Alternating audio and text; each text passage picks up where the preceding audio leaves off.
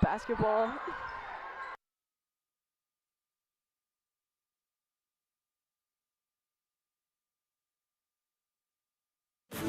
It's time for Rebel Sports on MyLocalRadio.com and 98.3 KADQ. Rebel Sports is brought to you by Rocky Mountain Power, Ready, Rich School District, Town of Randolph, Evanston Regional Hospital, Come On In, Westart Printing and Rocky Mountain Sign, T7 Propane, Station on Main, Stacy's Repair, Ellingford Brothers, Bear Lake Memorial Hospital, Bear Lake Realty, Independent Software Solutions, Jimmy John's, Dr. McKay Frankum, Crawford Trough, Woodruff Corner Store, Our Bakery, Mound Valley Cattle Company, and the town of Garden City.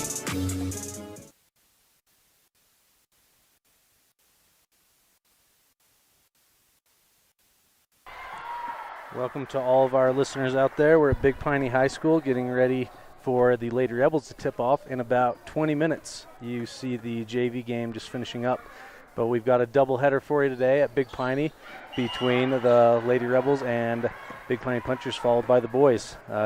Tip-off is scheduled for 7 and 8:30, but we are just getting ready to start our pregame show, so thank you for tuning in. And when we come back, our Where Are They Now segment, followed by my weekly interview with Coach Lundgren. Thank you for tuning in.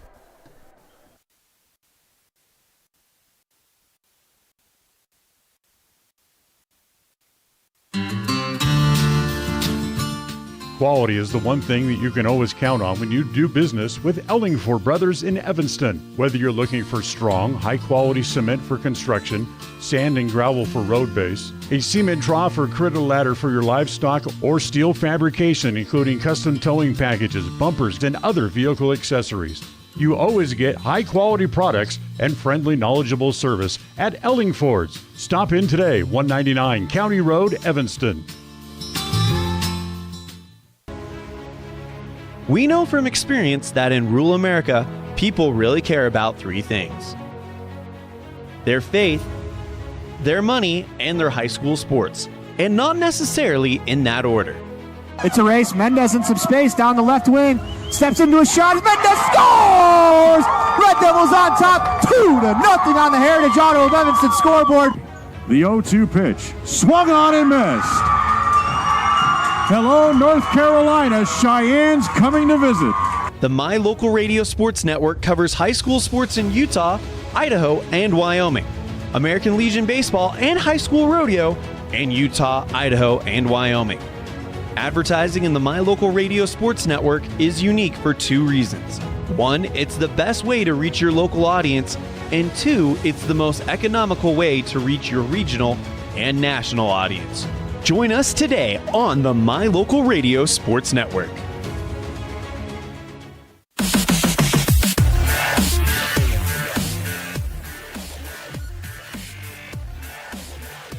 It is now time for our Where Are They Now segment, and I'm excited to chat with Zach McKee. Zach, you're very humble. You've already said that there's lots of better options, but I couldn't disagree more. I'm excited to talk with you, and I'm sure many are excited to see where you're at in life.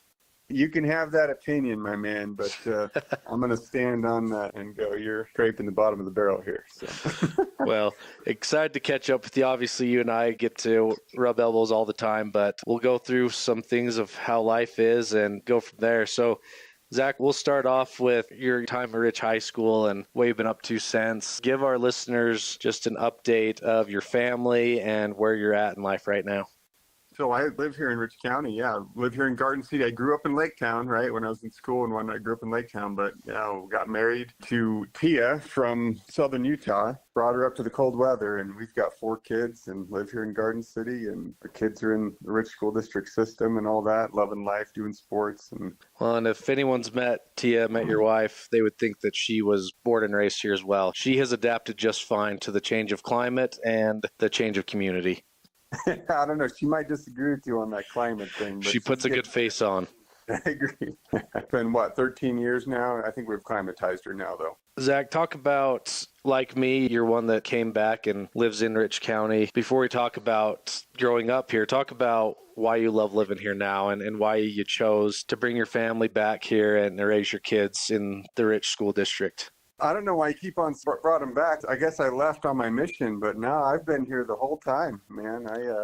Even going to school in college, I did it all online and whatnot from the Valley. So I've actually never even left other than my mission to North Carolina for a couple of years. Been here. But yeah, no, when we got married, I thought that I was going to be leaving the Valley and even offered that to go, but she wanted to come here. So we got a place in Garden City and stayed here. We absolutely love the community here. I mean, the people are great. As everybody listening here knows, I mean, the people are great and just wholesome and family oriented and some pretty good community support with activities of the kids and all that. I mean, we've gone a time or two of going, should we move? You know, whether it's kind of a professional thing that we've ran into, and every time it's just been, I don't think there's a place better than this here between people and just the environment that our kids are going to be in. So yeah, we love it here. Agreed.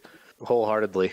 Zach, most know that you're a member of our school board and just have started your second term doing that. What's that experience been like for you, as you're not just on the school board, but you represent the 1A classification on the board of trustees, I believe, for the UHSAA. Talk about what that experience has been like for you to serve in those positions.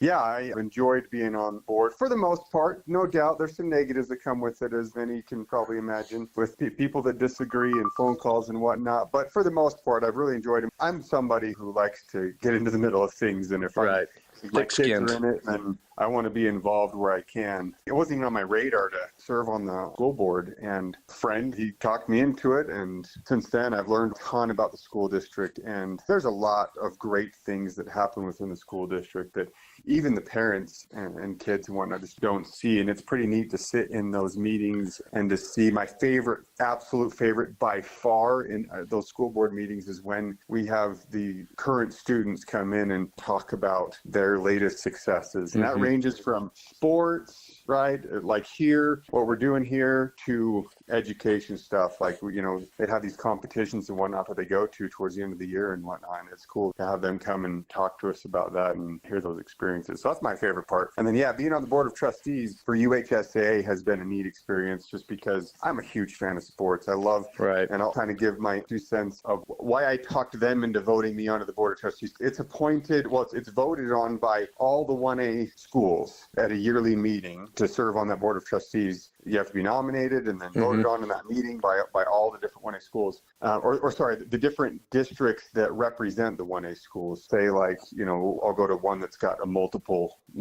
classifications in it. You go down to Washington School District down there in Southern Utah. They have a 1A school with Water Canyon, so they get to vote on that. Any school district that has a 1A school in it, they get a vote. I had to get up and give why you should vote for me at board of trustees, and I'll give that same speech here, which is there's things in sports that I'm not going to say can't be taught in a classroom, but are very, very hard to teach. Things like grit and determination and teamwork and all that. And it's cool to be involved in the decisions that are being made at the UHSAA level, to be in those discussions with all the different classifications and how it impacts both rural and urban schools and whatnot. You guys know me. I'm not afraid to speak up. I make sure that rural schools are represented their days. So, and I try to do that in a balance of the whole state, not just the north. Zach, we're going to go to a quick break. For those listening, you'll hear the second half of this interview in the next game. So tune in for that, and we'll be back after this.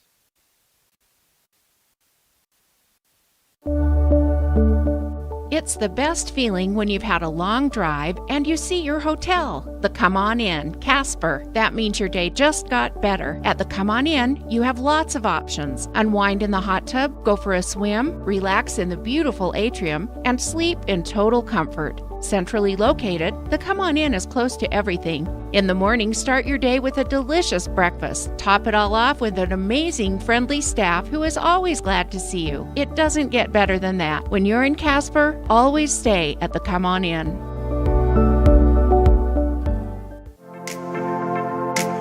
WattSmart is Rocky Mountain Power's energy efficiency program. WattSmart provides rebates to residential customers for energy efficiency upgrades made around the home. Devices and appliances that use electricity in your home can usually be made more efficient, and that can save you money and energy.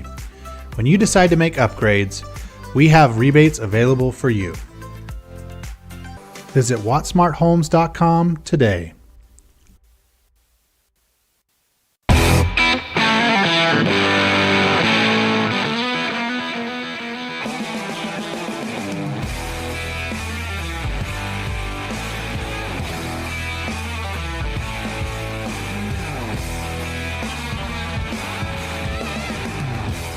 It is time for our coach's show, and I am able to catch up with Coach Lundgren again this week. And Coach will talk about your games last weekend, the upcoming ones this week. Then we'll take a little peek at state and region tournament. Let's talk about last week. You hosted both Altamont and Wendover at home, and one of those two games was a little more exciting than we thought it was going to be. Let's talk about the Wendover game.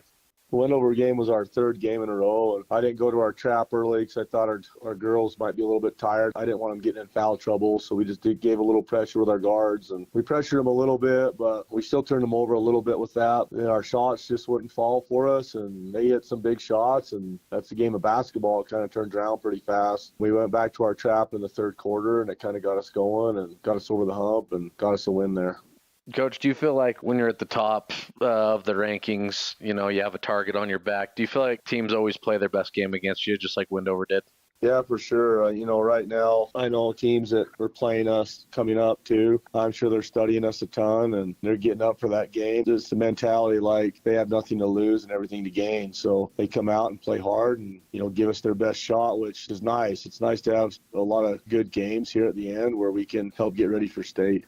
After watching that Wendover game and being there, I didn't have a feeling of negativity at all. It was given a chance for your girls to battle back. And like I say, basketball is a sport where anything can happen. That's why the professionals, they play best of 7 because they know that they can't just base it off one game. Games can go south in a hurry, and it's just the nature of the sport itself. How exciting was it for a couple of your young players in Molly and Bray to have potentially the best games they've had all year in that game, in such a tight-knit game? It was fun, man. It's a lot different to make some of those shots those two kids made in that type of pressure compared to when we're up 10 or 15. So it was good to see, Molly got rolling there at the end. I think she had 7 threes in the game, and that's going to help her confidence for her down the road. And, Bray kind of just put the whole team on her back, and, she scored 17 points with a bunch of transition layups and steals. And, man, the work that she does on the rebounds, I think she pulled down 17 rebounds, was phenomenal. Yeah, the segment of the game was those 3 back-to-back steals she had right down the stretch when we really needed it. I think she ended up with 5 steals in the game. And then all of our girls, they all played a big, huge role in that game. So whether it was applying pressure to ball handlers, picking the pass off on the backside, it was a huge team win at the end. And what I really like to see, too, was our bench. They were just keeping our girls going. I mean, they were exhausted, and they were screaming for them from the bench and cheering them on. And it was a fun atmosphere. And, Coach, you also had a game at North Summit, and we knew going in that it was a win-win situation for you, regardless of the outcome, just because it serves as such a good prep for state. And do you think it fulfilled that purpose? Well, man, that game was great for us. It was good to feel those nerves and jitters, especially in that first quarter where we couldn't quite catch the ball. I think we were so nervous and just kind of wound up for that game. As we settled in and played, I thought the girls did some really good things under that pressure, and Coach Holmes did a very good job Molly away and keeping her extended in the offense, and I thought other girls stepped up big, and I thought Molly had a phenomenal game. She brought the ball down against a ton of pressure, pretty much 84 feet from baseline to baseline with somebody in her face the whole time, and got us into our offense, and we had a lot of girls step up in that game, and it was good for our girls to play that game. I'm here with Coach Lundgren, and we're going to be back, catch the second part of this interview in the upcoming game, and we'll be back after this.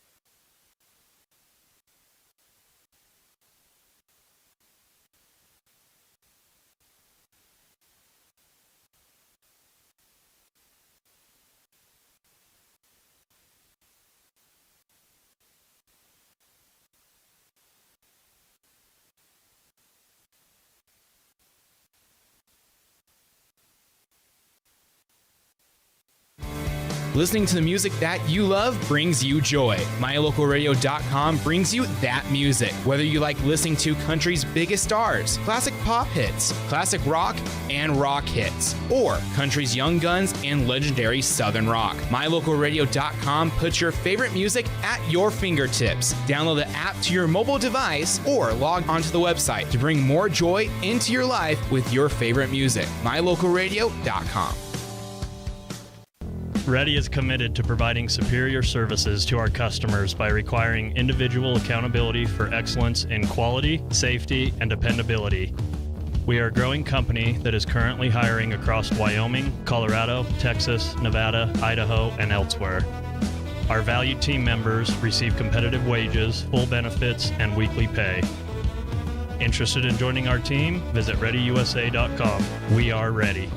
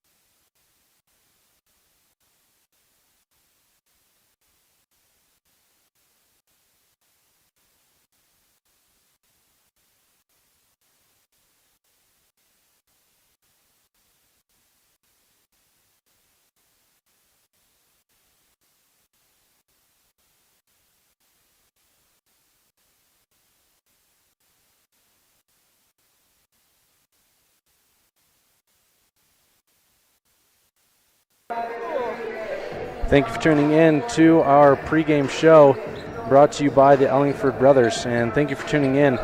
The Lady Rebels are looking to take on the Lady Punchers of Big Piney High School. This is the second meeting between the two sides this year. Earlier this year, they played at the Kemmer tournament, and the Rebels came away victorious in that one. Since then, the Lady Punchers have had an up-and-down season, but did have a big win last week. Their last game was against Wind River, who is a pretty good team based off of their record and whatnot, and the Lady Punchers did beat them. So we are just 2-18 away from tip-off.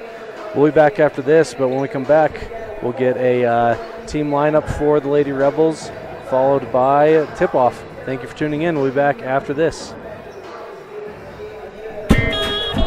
Bear Lake Memorial Hospital provides safe, effective, high-quality health care. With many specialty services, Bear Lake Memorial serves patients from prenatal to geriatric. When you need imaging services, including mammograms, CT, and other specialized tests, the MRI suite accommodates patients of all sizes. The large windows provide natural light to help patients have an even better scanning experience. For a complete list of services offered, visit us online at blmhospital.com. Bear Lake Memorial Hospital, the most caring hospital on earth. Welcome to the town of Randolph, located in northern Utah. The first group of settlers came from St. Charles, Idaho in March of 1870. We are a town of great extremes, from 90 degrees in the summer to minus 40 degrees in the winter, and we hold the record for the coldest temperature ever recorded in Utah at minus 50 degrees. Randolph is a small, friendly community that strives to preserve our rural heritage and small town feel. Enjoy the feeling each time you visit Randolph. Go Rebels!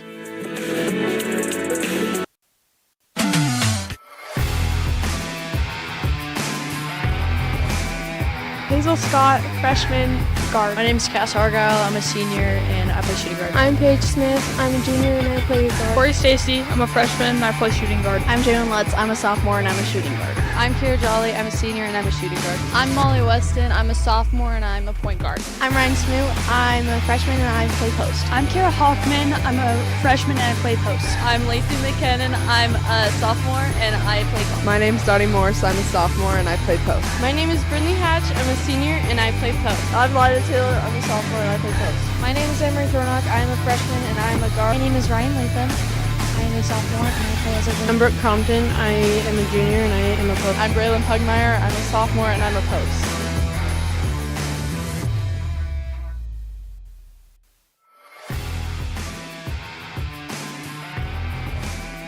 Hi, I'm Tess Cornea. I'm a junior and I'm a base. I am Ashlyn Stevens. I am a junior and I am a flyer. Hi, I'm Quincy Call. I'm a freshman and I'm a base. My name's Carly England. I'm a junior and I'm a flyer. I'm Chaisley Levitt, back spot and sophomore. Avery Weston, junior, side base. Hi, I'm Bryn Christensen. I'm a sophomore and a back spot. I'm Kelsey Heiner. I'm a sophomore and I'm a base. I'm Myra Carlisle. I'm a freshman and I'm a base. My name is Jordan Reese. I am a freshman and I am a base. I'm Cassie Argyle. I'm a senior and I'm a base. Hi everyone, my name is Camry Call. I'm a senior at Ridge High and I'm a back spot. I'm Joss Ennis. I'm a senior and I'm a flyer.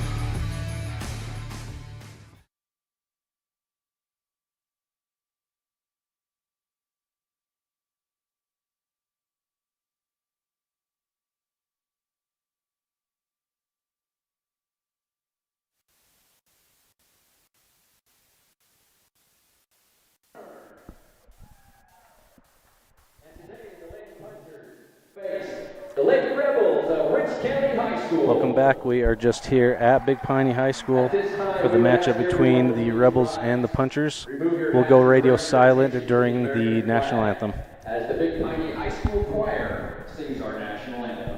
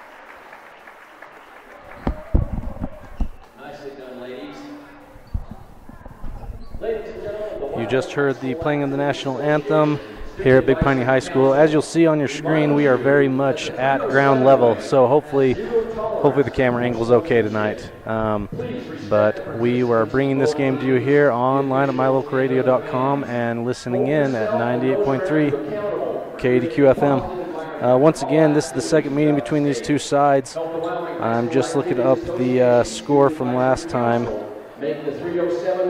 The Rebels last time won 38-29, and so a close battle at Kemmer High School last time. So another challenge coming up for the Lady Rebels, and we are just getting the starting lineup started here. For the Rebels, we are the designated visiting team, of course. So starting for Rich today, number 3, Molly Weston. Number 15, Paige Smith. Wearing number 22. Number 22, Bray Pugmire. Number 31, Cass Argyle. And number 42, Brinley Hatch. So those are your starting 5 tonight for the Lady Rebels. And for the Big Piney Punchers, theirs is coming up right here.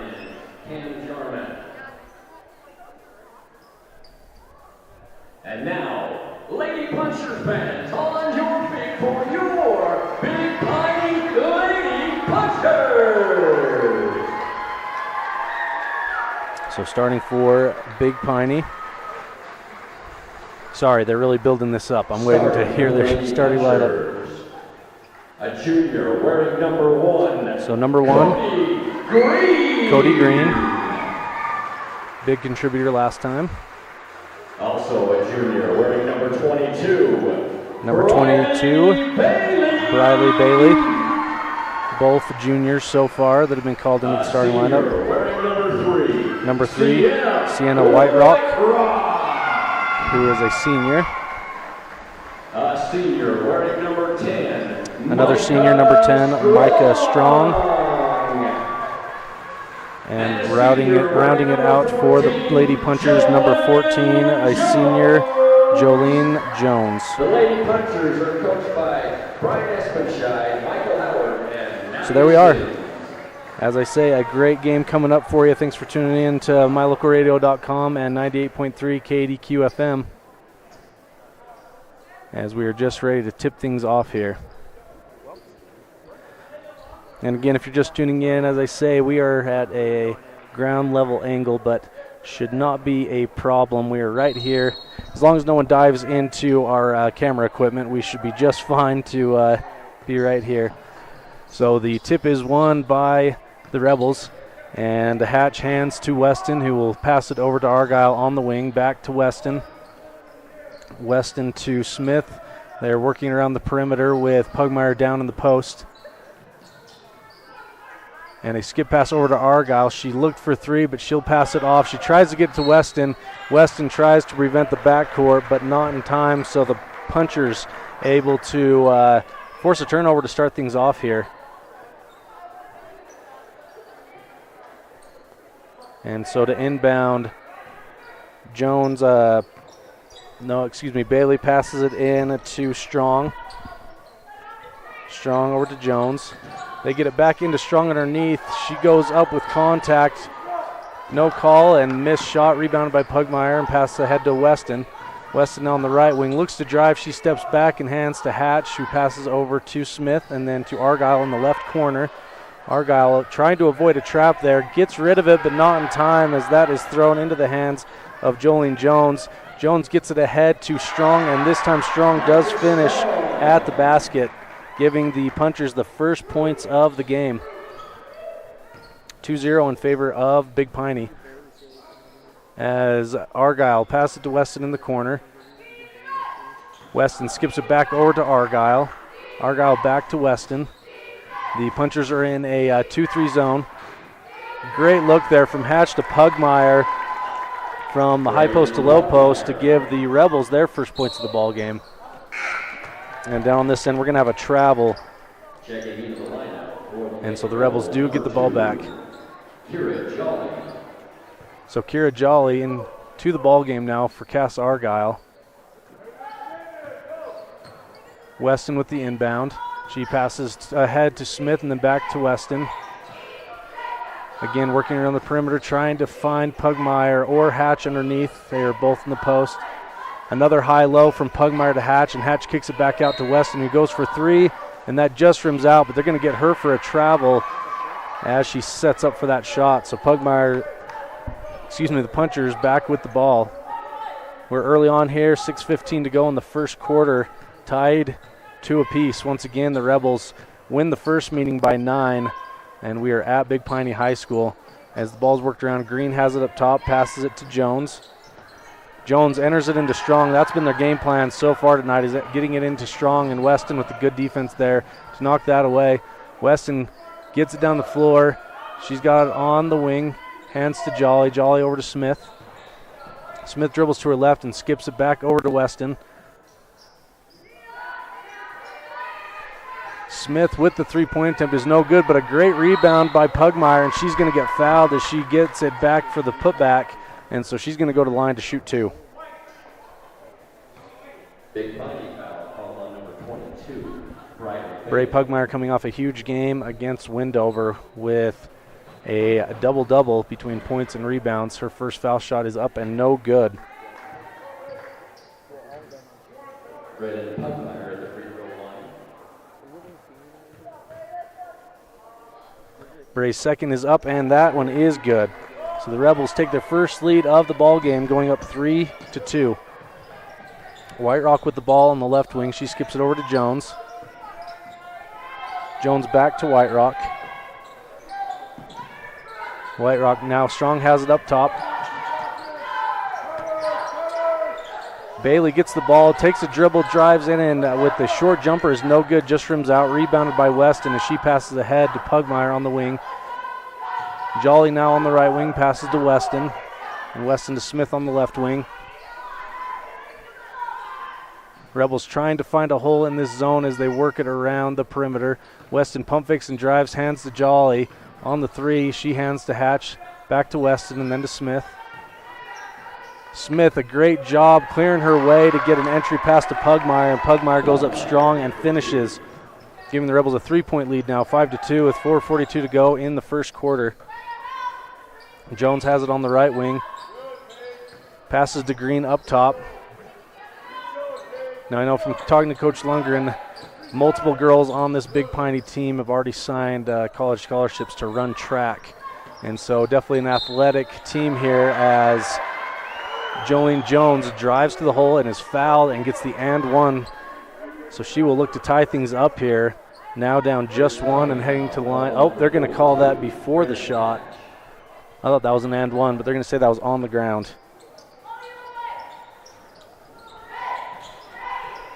Strong gets the inbound to Green. Now back to Strong. Cody Green with the three-point attempt. That is off the mark and rebounded by Smith. And Smith gets it across half court, dribbles to her left. Jolly now on the right wing, being guarded by White Rock. Her pass to Smith is stolen by Big Piney and then tipped out of bounds by the Rebels. And so Big Piney will get the ball heading the other way, down 3, 5-2 with 3:58 to go in the first quarter here at Big Piney High School. Strong hands to White Rock. White Rock skip passes it over to Jones and then into Bailey, and Bailey is fouled, so she will go to the line to shoot 2 this time. They're going to give Bray Pugmire that foul, so that's the Rebels' second team foul, Bray's first foul. Bailey's first foul shot is up and good, rims in. Checking into the game for Lady Puncher, number 5. A couple new subs in for the Punchers as Bailey goes to the line to shoot her second, and that is up and no good. Rebound by Pugmire and passed out to Weston on the fast break. She passes ahead to Jolly. Jolly gives back to Weston. Weston and Jolly back and forth to each other as Weston finds Smith on the right wing. She enters it into the high post to Pugmire, and Pugmire kicks it back out to Jolly. Jolly's three is no good. Great rebound there by Smith as she puts it back up, no good. Tipped into the hands of Big Piney, and they get it ahead. Weston breaks up the fast break attempt, but a great effort there by Big Piney to keep things alive. Scrappy move to keep this fast break alive as Strong gets it, goes to the hole, and a foul called on Jolly. I believe that's just her first. But Micah Strong's going to go to the line to shoot 2 to try to tie things up with 3:12 to go in the first quarter.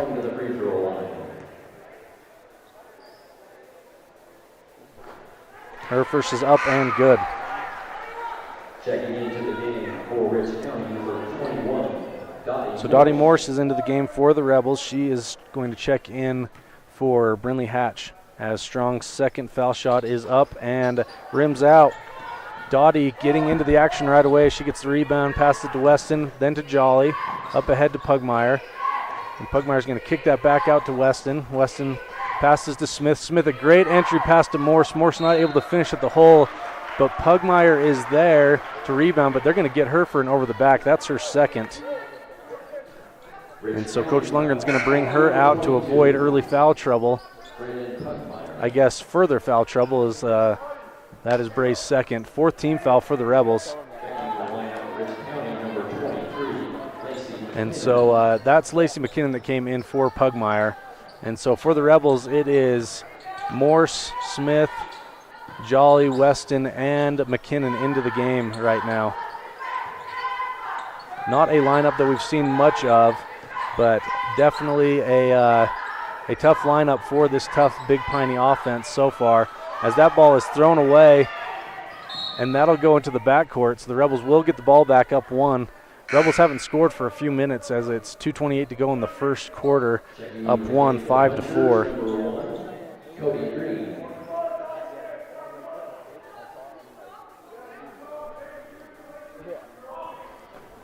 And so McKinnon into rebound. She passes it in to Weston.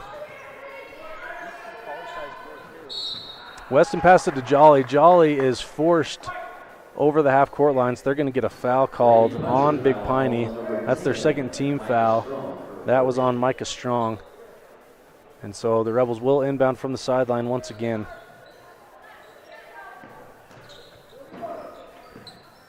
Ball is entered into Jolly. She finds McKinnon in the corner. McKinnon skip pass to Smith, who is cutting to the foul line. And the Rebels working it around once again. McKinnon with an open look from 3, and that is off the mark, but rebounded, a long rebound by Weston. She gets it back to McKinnon. McKinnon tries the pass over the top. It gets tipped away, but into the hands of Paige. And her shot is missed. And that ball is thrown way ahead and out of bounds. So a lot of chaos there, but off of the rebound, the Punchers try to get a fast break, and that is out of bounds, so the Rebels get the ball back, heading the other way. McKinnon enters the ball to Weston. Weston passes to Jolly. Jolly finds McKinnon cutting to the basket. She kicks it back out to Smith, and Smith goes for 3, and that is good.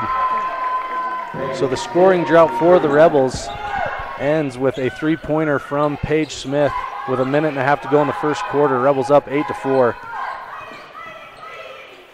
Green has it up top. She gives to White Rock. White Rock drives to the hole and then kicks to Jones from the baseline. Jones shot from the baseline is good. A nice jumper from the baseline.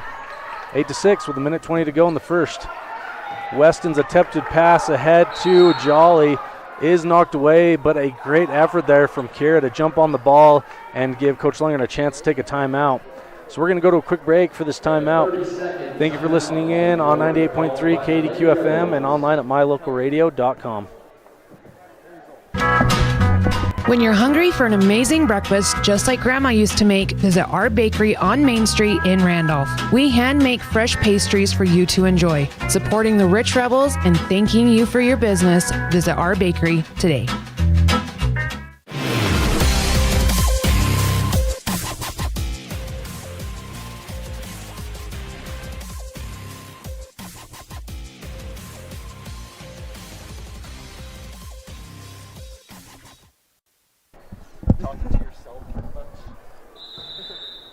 We are back after that timeout. Rebels up 8-6. After that Coach Lundgren timeout, the Rebels working around the perimeter with Smith and Morse in the post. Smith gets it at the high post, kicks it back out. Weston pump fakes, makes the extra pass on the wing to McKinnon. That 3-point is no good, but rebounded by Smith. She keeps things alive here. As, again, working things around the perimeter. Weston has it up top. Jolly finds a cutting McKinnon. McKinnon with the shot. That banks in. Great find there from Kira and good finish from McKinnon. 10-6 now in favor of the Rebels as White Rock brings it across. Being harassed by Weston, and Weston with the steal and finish at the other end. And this is exactly what the Rebels want to do, is jump out to a quick lead. Being a home game for the Punchers, you don't want to give them too much momentum. Crazy stat from Big Piney, as that is a 3-point bucket from Green to pull her side within 3. They announced at the beginning of the game this is the first home game for the Lady Punchers, which is crazy as we are into February. I don't know the backstory on that. But the shot is blocked on the other end by Green, and she's going to be fouled. So she's going to go to the line because that's going to put the Punchers in the bonus, as that is the 5th team foul for the Rebels. That's the 5th team foul. So I am waiting for the referees to bring it down here, and there it goes. So Coach Lundgren understandably not happy, as there's just 4 seconds on the clock, and now the Punchers get a shot to pull this within 1, with Cody Green going to the line to shoot 2. Green's first is up and good. So into the game for the Rebels, Brindley Hatch and Cass Argyle in for Dottie Morse and Paige Smith. Green's second is up and good. So the Rebels will inbound it with 4 seconds to go. Plenty of time to get it down the floor and a shot up. Weston quickly gets it ahead to McKinnon, but the punchers jump that pass and prevent any shot from going up. So that is the end of the first quarter. We've got a good one here as the Rebels are up 12-11. We'll be back after this. Thanks for tuning in to My Local Radio and 98.3 KDQ FM. We know from experience that in rural America, people really care about three things: their faith, their money, and their high school sports, and not necessarily in that order. It's a race. Mendez in some space down the left wing. Steps into a shot. Mendez scores! Red Devils on top, 2-0 on the Heritage Auto of Evanston scoreboard. The 0-2 pitch, swung on and missed. Hello, North Carolina. Cheyenne's coming to visit. The My Local Radio Sports Network covers high school sports in Utah, Idaho, and Wyoming, American Legion Baseball and high school rodeo in Utah, Idaho, and Wyoming. Advertising in the My Local Radio Sports Network is unique for two reasons. One, it's the best way to reach your local audience, and two, it's the most economical way to reach your regional and national audience. Join us today on the My Local Radio Sports Network.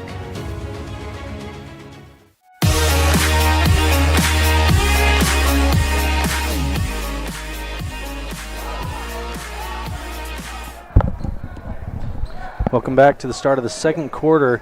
Rebels up 1, 12-11. Big Piney gets the ball to start the second quarter. And they are working things around the perimeter. White Rock gets a lane. She drives and is no good. But they're going to get a foul on that drive. So White Rock's going to go to the line to shoot two. That was called on Lacey McKinnon. So White Rock's going to go to the line to shoot two. Her first is up, and that is good. So the Rebels, bit of a foul bug to start things off here, as we have done definitely the majority of the fouling so far, as Paige Smith checks in for Kira Jolly. White Rock's second is off the mark. Off of the face of a puncher, as they did get the rebound initially, but Rebels luck out as that goes off the face of that Big Piney player, as her name is not on the roster. That's number 5. McKinnon gets it on the other end, passes it to Hatch, and then to Weston up top. Rebels working things around. Brindley Hatch working hard underneath. She's got to avoid 3 seconds. She's been there for a minute, and they feed it into her, and Hatch's shot is no good. And that is out of bounds. Paige Smith tries to get the rebound, but that goes out of bounds. We've got a tied ball game here with 7:18 to go in the first half. The game is tied at 12. Punchers get it across. White Rock being guarded by Weston. She skips it over to Strong. Strong now with the ball. She passes back to Green. Bailey with the ball. She pump fakes, drives and kicks it back out to Strong. Strong to Green. Green gets it into Strong and then back out to Bailey. A reminder, no shot clock here in Wyoming, so teams able to take their sweet time building things up. And so the Rebels have not been in the game with no shot clock for quite some time, and it makes a difference. You have to play defense a lot longer, and Green gets the shot there to go. A short jumper to put her side up by 2, 14-12 now. McKinnon on the other end, a beautiful floater to tie things up. Great job by Lacey. Big Piney quickly gets it ahead to Bailey, and Bailey scores on the transition layup. The Rebels get it on the other end now. Great play there from McKinnon to Hatch. Great transition play there to tie things up now at 16 apiece. Right in front of us, ball fed into Strong, and ball knocked away into the hands of Weston, who quickly gets it ahead to Smith. Smith, she'll quickly get it across half court, back to Weston. Weston had the open three. She pump fakes, passes it over to Argyle. Argyle skips it to Smith. Smith takes one dribble inside and no good. And then Hatch with the good offensive rebound, and her putback is blocked out of bounds, so the Rebels will keep possession. Jolyn Jones checks back into the lineup for the Lady Punchers. So the Rebels will have the ball underneath. Ball is entered into Argyle for 3. That hits the side backboard and into the hands of the Punchers. They get ahead too strong, and Weston is there to stop her. And they're going to say she stepped out of bounds as she stole that ball. So just to our listeners, bear with me. I'm getting some feedback on my headset, so I'm switching out headsets. So bear with us for silence for just 1 second.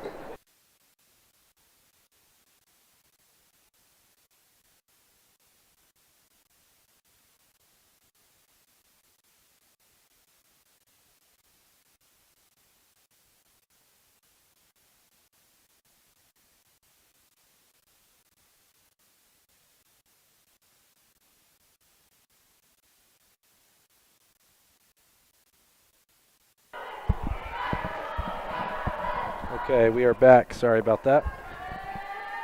So the game tied at 16 apiece with the Rebels with the ball as ball is entered from McKinnon to Weston. Weston has it in the corner, dribbles away, gets to McKinnon. McKinnon has it up top, dribbles to her left. Great entry pass to Hatch. That may be the play of the game right there as McKinnon does a great job dribbling into the key and then finds Hatch, who has sealed her man and able to finish. Great job by the Lady Rebels there, now up 18-16. White Rock with the ball up top. She passes to Strong, but just a little bit too much. Strong, a great effort to get it back into Bailey, who passes up to Green up top. Her three-point attempt is no good. Rebounded by Hatch. And then hands to Weston. Weston passes it up ahead to Argyle. Now back to Weston up top. 4:33 to go in the first half. Lady Rebels up 2, 18-16. Hatch finds Smith, who was open for 3. That is good. So the Rebels definitely finding their rhythm here early on. Now up 21-16 on the Punchers.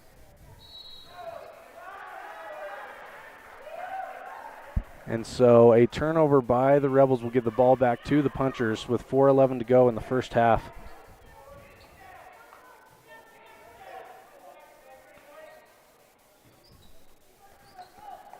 So the ball is entered in to Strong. Strong brings it across half court, dribbles to her left, being guarded by Weston. She gets it to Jones on the right wing and then back to Strong. Strong skips it over to White Rock. White Rock dribbles to her right, and then back to Bailey up top, who hands to Strong. Strong dribbles to her left inside the key and kicks it back out to Green. And then Green over to Jones. They are just working things around the perimeter as White Rock goes in for the floater. That is no good, but good rebound there by Strong. And a putback that is good. 21-18 now in favor of the Rebels. Quickly down the court, Argyle gets it in the corner. Passes it back to Weston. Weston on the right wing, dribbles to her left. She's now at the top of the key. Passes over to Smith on the left wing. Smith takes a few dribbles inside the key and puts one up, and that is no good. It almost went out of bounds. A big Piney puncher tried to just keep things alive, but she steps on the line in doing so. So just a reminder, this is a doubleheader on the road. So after this game concludes, it will be the boys playing Big Piney. That is slated to tip off at 8:30, so a late one tonight. Smith passes to Argyle and then to Weston in the corner. Weston tries to get it inside. She does thread the needle to McKinnon, and she is fouled in the meantime. So that'll be the first team foul for the Punchers of this quarter. Jolly does sub into the game for Brindley Hatch. So for the Rebels, it's McKinnon, Jolly. Oh, and in the meantime, pass is stolen by Big Piney. She takes it the other way, misses the layup. Ball is tipped out into the hands of White Rock, who keeps things alive by giving it to Jones. Jones to Green. Green gets it inside to the post, who is yet to be nameless. I don't have a name for number 5. Green puts the shot up and is fouled. And so she'll go to the line to shoot 2.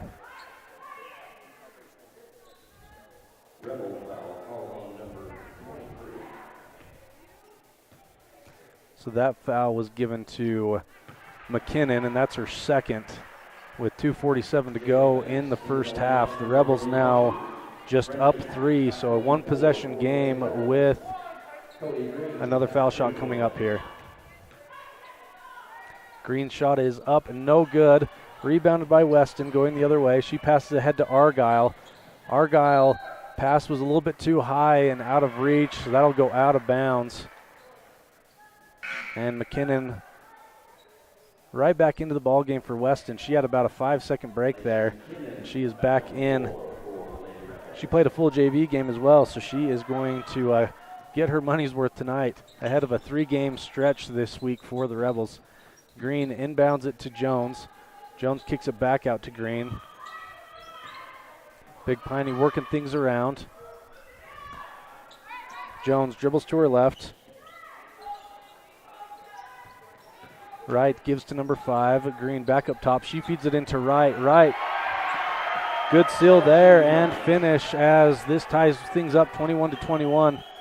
McKinnon gets it across half court. That is tipped, but luckily into the hands of Argyle as Argyle skips it back to McKinnon to Smith. And then Argyle's going to take a long 3, and that is good.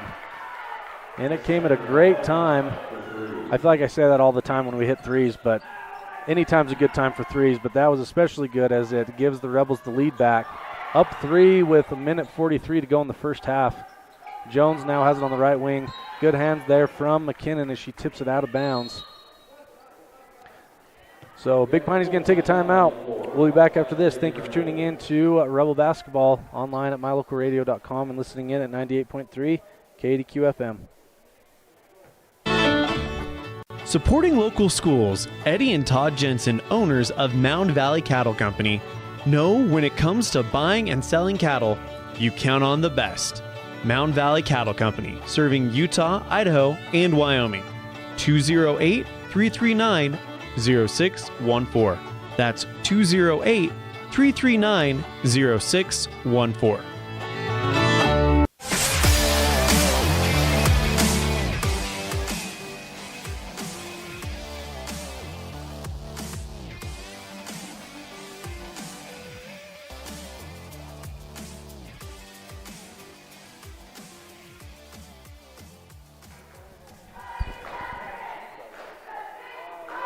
Welcome back. We are here at Big Piney High School. Lady Rebels taking on the Lady Punchers.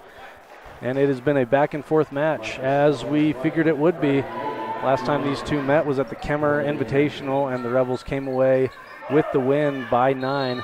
And right now are up 3 with 1:39 to go in the first half. Rebels have a big week ahead of them tonight, and then Manila and Tabiona at home the next 2 days. So absolutely 3 competitive games, as we talked about in that opening interview with Coach Lundgren. Punchers with the ball, working it around the perimeter. Right is the post inside. Bailey goes baseline, just stays in bounds, and kicks things back out to stay alive. Strong gets it to Bailey on the baseline, back up to Strong, and then to Jones.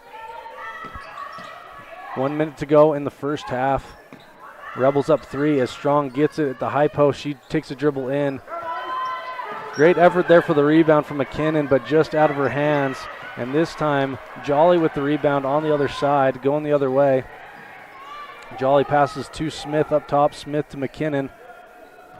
Smith back over to Jolly on the right wing. Jolly looking to the inside to Hatch. She'll get it to McKinnon from the high post. And they're going to call a foul there on that jump shot. So Lacey McKinnon's going to go to the line to shoot 2. So 2 big ones coming up here for McKinnon.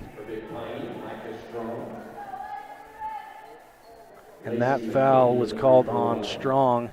That's her second. And so definitely one of the key contributors for the Punchers, nearly in foul trouble in this first half, as McKinnon's first foul shot is up and no good. Weston in the game for Argyle. So for the Rebels, it is Hatch, Smith, McKinnon, Weston, and Jolly. McKinnon's second is up and no good, but rebounded by Hatch. She keeps it alive. She passed to McKinnon, then back out to Weston. Weston skips it to Jolly with 28 seconds to go. Jolly's going to go for 3. That is no good. Rebounded by the punchers going the other way as White Rock crosses half court. They are working things around, and Green's going to go for three for the tie, and that is no good. Rebounded by Weston. Heading the other way with 10 seconds on the clock. She passes ahead to Smith. Smith pump fakes, and she'll take a shot inside the key. That is no good. And that was just out of bounds by the Rebels. And so Big Piney will get the ball back with just over 2 seconds to go. And so that will most likely conclude our half as White Rock gets the inbound. Gets it ahead to Bailey, who does get it off in time, and that just about goes in. That would have been something, as that would have tied things up. But the Rebels keep their lead 24-21 going into the half. We'll be back after this with our standout student of the week, and then we'll go over some first half highlights. Thank you for tuning into My Local Radio and at 98.3 KDQ FM. We offer rebates on energy-saving products and equipment for our customers. For example, your home's heating and air conditioning system draws significant amount of electricity during certain times of the year. We offer cashback for heat pumps, which use energy-efficient technology to heat and cool your home. We also offer rebates on appliances and smart accessories like smart plugs and smart switches. Really, for anything that draws electricity in your home, we usually have some type of rebate to offer you. Visit wattsmarthomes.com today. Randolph Medical Clinic is known for comfortably treating acute and chronic conditions as well as mental health. Nurse practitioner Nancy Weston is known for providing compassionate care. Appointments can be made by texting 435-200-5416. Randolph Medical Clinic. It's time now for our standout student segment of the week, and I'm super excited to be talking with my niece, Tesla Holmes. Tesla, are you as excited as I am? Yes, always. So, Tesla, you are a senior in high school, which, first of all, is that just a weird feeling, or have you been waiting for this for a long time? I've been kind of waiting for a long time. I've been wanting to graduate since a freshman, so. Well, did it go by fast? Yeah, I think so. So, Tessa, we'll talk a little bit about how school is going, what kind of classes you're taking, and then what are your plans for the future. And so tell us about what your schedule's like. I know that you're doing a lot of college classes and whatnot. So what's your schedule this trimester? I have all college classes, so I finished most of my high school classes like last year, so now I'm just kind of getting the last 18 credits I need towards my associates, so it's a lot of math and science and sociology and stuff like that. So you live in the concurrent area is what you're saying? Yeah. Awesome. Tesla, I know that just because you're my niece and I'm involved with you and everything, I know that there was a time where there was a chance you could have chosen to go to school in Grace or stay at Rich. What were some of the things that made you want to stay at Rich and have helped you to enjoy your time here? I think one of the biggest benefits at Rich is the teachers. They're all super individualized towards the students, and they can help you understand. They're willing to take the time out of their day to help the students, where the school I was going to for a minute, they weren't necessarily the same way. And Rich has a lot of great opportunities to get certificates and degrees and stuff like that, where the other school did not. So. No, that's very true. And at the end of this interview, just a heads up, I'm going to ask you to give a shout out to a teacher who's had a really positive impact on you. So have that in the back of your mind when you mention how great the teachers are. Tesla, what have been some highlights from your senior year so far? You're over halfway done. What are some things that have been really fun this year that have stuck out to you? I mean, the dances are always super fun. You just get to spend a lot of time with friends and hang out. And I mean, everyone always goes with a date, but it's always a community activity rather than just individual activities. Of course, you can dance with your date, though, but usually they're communal. So Tesla, talk to me about what you have planned for after high school. Let our listeners into what plans you have and what are some potential things that you have in your future going for you. So my plan is just to continue to get my degree. I want to major in psychology and eventually get my PhD to become a psychiatrist and just kind of open up my own business and do that. So that's great. So what draws you to being a psychiatrist and going down that route of mental health? I really enjoy helping people and just kind of listening to what people have going on in their lives and to kind of dissect problems and see what the solutions are. And I think I'm kind of good at it, so I like to help people learn to be better at it. So you must be a good listener. Yeah. That's a great quality to have. Tess, you've got a close relationship with your brother, and everyone knows Jet and can't miss that bright blonde hair out on the basketball court right now. But what's it been like being able to go to school? 'Cause since you're just a year apart, what's it been like being able to experience high school with your brother? I love it. We're super different, but I think that's what I love most about it because I kind of get to see both worlds, I guess. He's super like out and has all the classes. He likes to go around the school and just talk to everyone, and I'm more shy and stuff, so I kind of like to see both sides of it. Yep, and that's awesome. Well, Tessa, thanks for taking time out of your busy school schedule to talk about your time at Rich High School. And again, I always end these interviews asking a student to give a shout out to, I know you've had a lot of teachers you've enjoyed, and you can choose any teacher you've had from elementary to high school, but is there a teacher you'd like to give a shout out to? Miss Brown or Miss Muir? They're probably the ones that I'd like to shout out.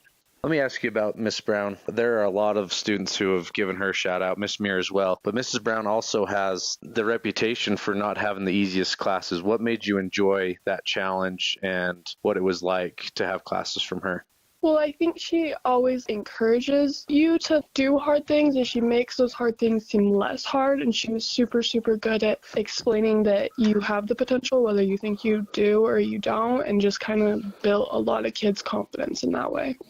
Awesome. Well, Tesla, thanks for taking time to chat with me again and for that great shout out for both Miss Muir and Mrs. Brown, and wish you the best of luck. I'm glad that you and I are going to be able to stay connected even after you're out of high school, obviously, but for all those listening, I'm sure they wish you the best of luck as well. Thank you.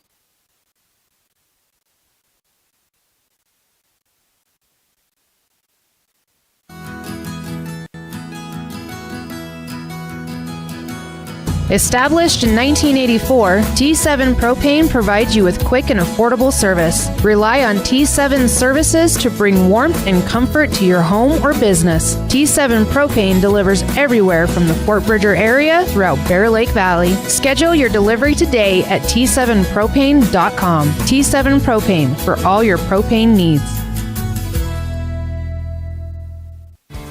Listening to the music that you love brings you joy. MyLocalRadio.com brings you that music. Whether you like listening to country's biggest stars, classic pop hits, classic rock, and rock hits, or country's young guns and legendary southern rock, MyLocalRadio.com puts your favorite music at your fingertips. Download the app to your mobile device or log onto the website to bring more joy into your life with your favorite music. MyLocalRadio.com.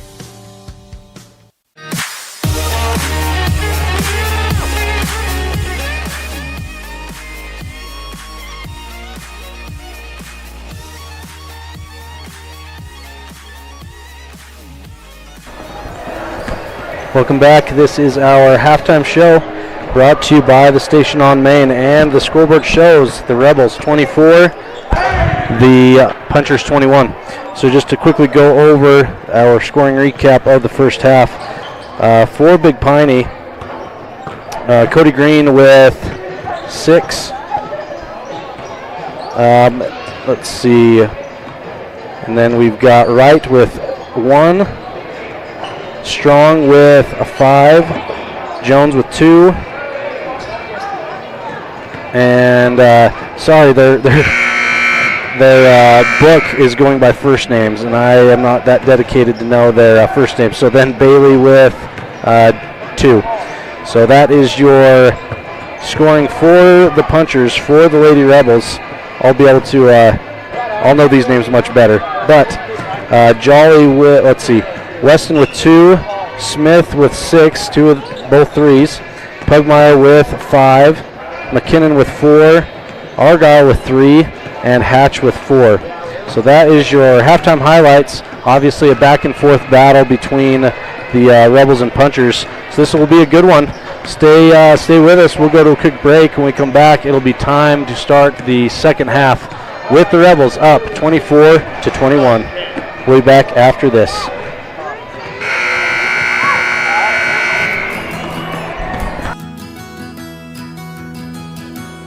Established in 1984, T7 Propane provides you with quick and affordable service. Rely on T7 services to bring warmth and comfort to your home or business. T7 Propane delivers everywhere from the Fort Bridger area throughout Bear Lake Valley. Schedule your delivery today at T7propane.com. T7 Propane for all your propane needs.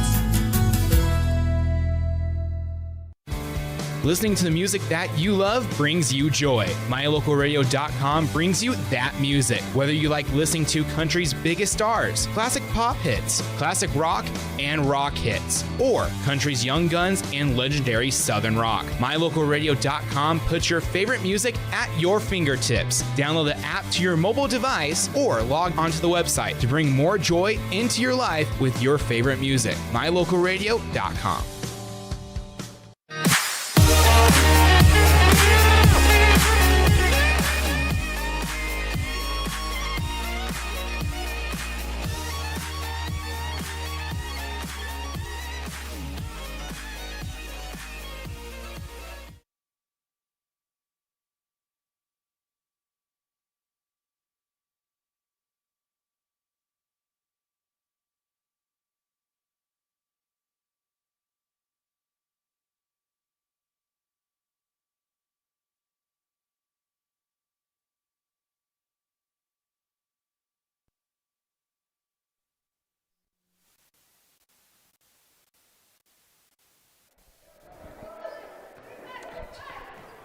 We are back. Sorry, we lost our camera just for a second, but we are back now. Start of the third quarter as the shot is put up and no good for the Rebels.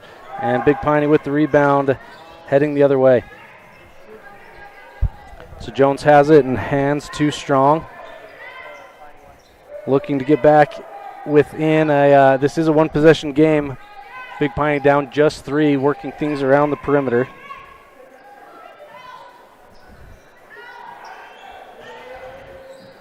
White Rock passed it over. She just about passed it out of bounds. And Argyle, good scrappy play to dive on the ball to force the jump ball. I believe it'll stay in possession of Big Piney. So the Punchers do keep possession. And Rebels will get possession on the next one now. So good forced jump ball by Argyle. Ball is inbounded to the corner to Green. She puts up a 3, and that is no good. Rebounded by Pugmire. Up ahead to Weston.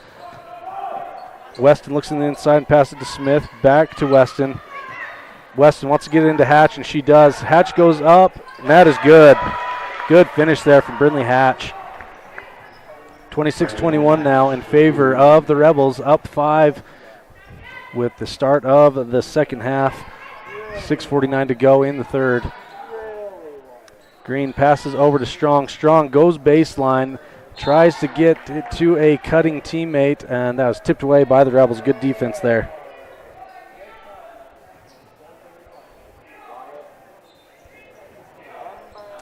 Ball is inbounded to Jones. Jones from the high post, from the elbow, takes a shot that just rims out. Rebounded by Weston. Weston tries to thread the needle to Hatch, and that is tipped away by Jones and out of bounds. So the Rebels do keep possession.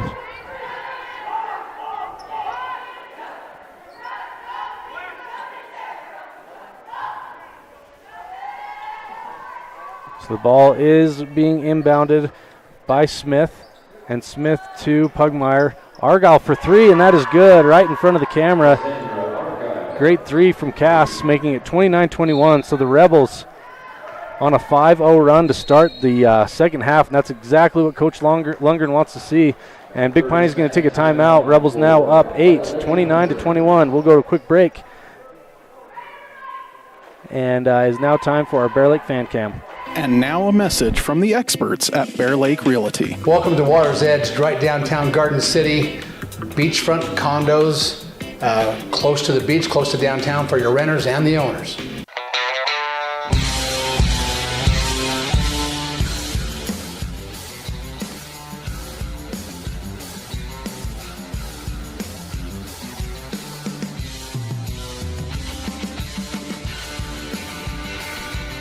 Thank you to Gary McKee and Bear Lake Realty and the Rich County Faithful for coming, and you see them on the Bear Lake Fan Cam. And so we are now back to the action here. Coming out of the timeout, the Rebels have the ball. And Big Piney now into a full court press. This is the first full court press we've seen from them tonight. And the Rebels able to break and get ahead to Hatch. Hatch not able to finish at the hole. That is rebounded by Bailey and passed ahead to Strong. Strong tries to get it to Green. They never quite had control that short possession. Everyone catching the pass at their knees. And Rebels do get the ball back after that turnover. Weston has it up top. Passes over to Smith on the left wing. Smith, great drive to the hole and finishes with her left. Great move there by Paige to give the Rebels a 10-point lead, 31-21.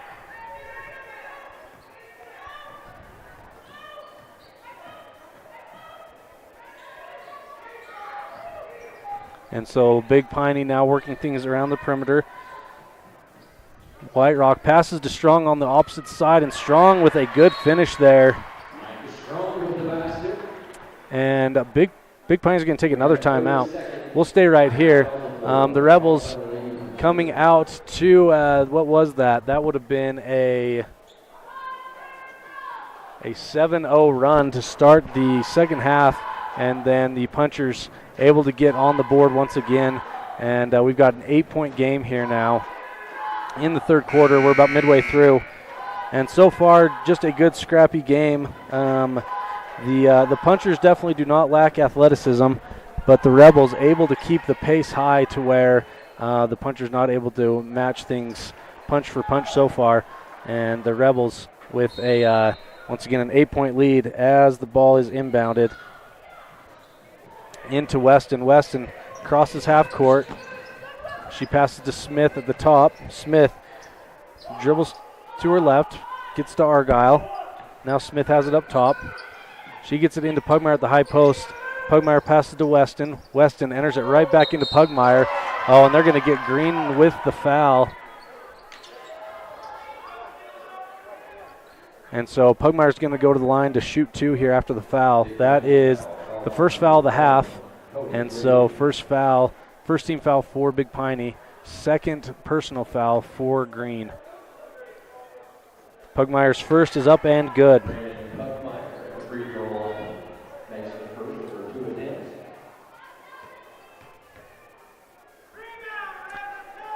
So Pugmire sinks the second one. So back to a 10-point game as Wright enters the game for Green. So that's an important sub in terms of the Rebels offensively and defensively, as Green has been a key contributor. She goes to the bench with 2 fouls. Jones passes it to Bailey in the corner. Bailey drives baseline. Great defense there from Smith, as that is a missed basket, but a foul on the Rebels on the rebound. So Big Piney will keep the ball. So that is on Brindley Hatch, her second foul of the game. 4:47 to go as Big Piney enters the ball, and they do get it into Jones, who hands to Bailey at the high post. Bailey hands it off to Strong, and Strong finishes. If I'm Big Piney, I would continue to try to get Strong as many looks as possible. She is their main contributor today and producer of points. And Weston gets trapped right as soon as she crosses half court, and Coach Lundgren wants to get a press breaker in place, I'm sure, so he calls a timeout. We'll go to a break. Thank you for tuning in to mylocalradio.com and 98.3 KDQ FM.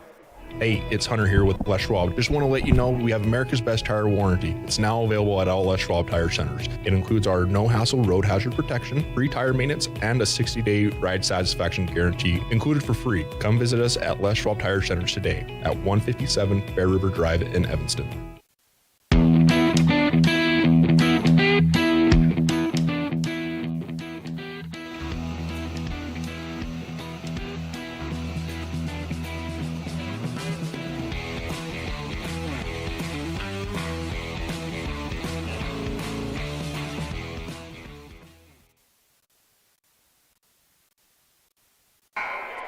Welcome back. We are just coming out of a timeout here. The Rebels up 33-25. So an 8-point lead once again for the Rebels with the ball as Coach Lundgren took the timeout. after that half-court trap. So the Rebels with the ball, enters it into Weston. Weston crosses half-court, gets it over to Argyle on the left wing. Argyle skips over to Smith. Smith finds Pugmire at the post.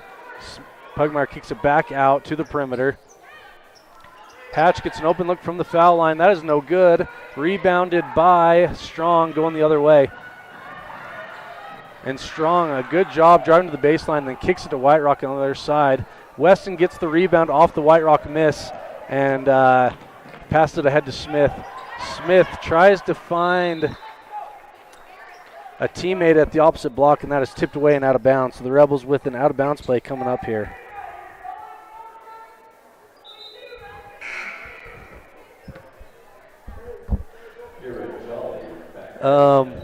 Kira Jolly into the game for Argyle, and so she will be the inbounder here.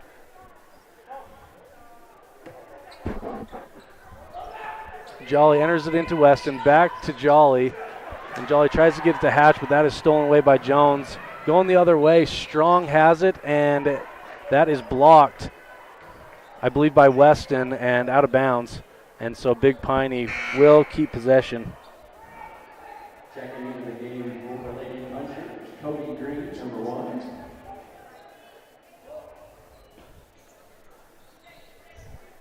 Big Piney enters the ball to White Rock. White Rock for 3, and that is good. Definitely a design play to get White Rock open in the corner, and she gets a big 3 for her side. A 5-point ball game now. Favor of the Rebels. Weston gets trapped again, but that is a jump ball right across half court, and the Rebels will keep possession. So Big Piney, as I said, does not lack athleticism, and when they get into this half court trap, it has been successful so far. Weston has the ball inbounded to her, and she crosses half court. Passes to Jolly on the right wing. Jolly back to Weston. Definitely extended aggressive zone by Big Piney as Weston has it up top. She passes to Jolly. Jolly dribbles to her right, hands to Pugmire. Pugmire skips to Smith, and Smith not able to handle that one, and it goes out of bounds. Big Piney gets possession back after that forced turnover. Cody Green is back into the game as she inbounds to Strong, and Strong going to bring it across half court. We have a referee's timeout as they want Bailey to tie up her shoes. In the meantime, McKinnon subs into the game for Hatch. So the lineup for the Rebels is Weston, Jolly, Pugmire, Smith, and McKinnon. So Bailey enters the ball in to Strong. 3:06 to go here. 5-point game with the Rebels in the lead. Big Piney with a turnover as Jones steps out of bounds with the ball. So the Rebels get the ball back, looking to take advantage of this change of possession. Full court press in full swing for the Punchers. Rebels able to break it, getting it to Pugmire across half court. Now Weston gets it and passes it to Smith. Weston dribbles over to Jolly. Jolly gets it inside to Pugmire. Shot is missed and rebounded by Strong, going the other way. And Strong drives to the basket and then kicks it back out to Jones and then to Bailey underneath. And this time Jolly forces the turnover, so that'll stay down there. But the Rebels will get the possession arrow back in their favor now for the next time. So defensively, a Big Piney's game plan has definitely been to stop the Rebel 3 ball as they are in our faces around the perimeter and leaving open shots for our posts, which I think is great going into the state tournament, as lots of times we have relied on the 3 ball, and now our bigs with Pugmire and Hatch and McKinnon able to get a lot of reps, which is exactly what we need going into this weekend and into the state tournament in 2 weeks. Rebels with the ball back. Weston's going to try for 3, and that is off the mark and into the hands of Strong, who gets it ahead to a wide open teammate. She finishes at the basket. 3-point game now. Weston on the other end drives all the way, and then at last minute dishes to McKinnon, and McKinnon just rims out that shot attempt. Big Piney with all the momentum right now, trying to tie this one up as it is a one-possession game with 1:49 to go in the third. Strong with the ball at the top of the key. As Green now has it on the left wing. She passes it back over to the right wing. Now Jones has it on top. Big Piney just milking some clock here as they get to Green in the corner for three, and that is no good. Rebounded by Weston, going the other way. She's going to go all the way to the hoop. That is no good. Rebounded by Jolly on the other side, and she finds an open McKinnon for three. That is no good. Strong skies for the rebound. Tries to thread the needle on the fast break, but McKinnon there, a great hustle play to tip it away at the last minute to prevent a layup by Big Piney. So into the game for the Rebels. Cass Argyle subs in for Kira Jolly. Minute 12 to go. Rebels up 33-30.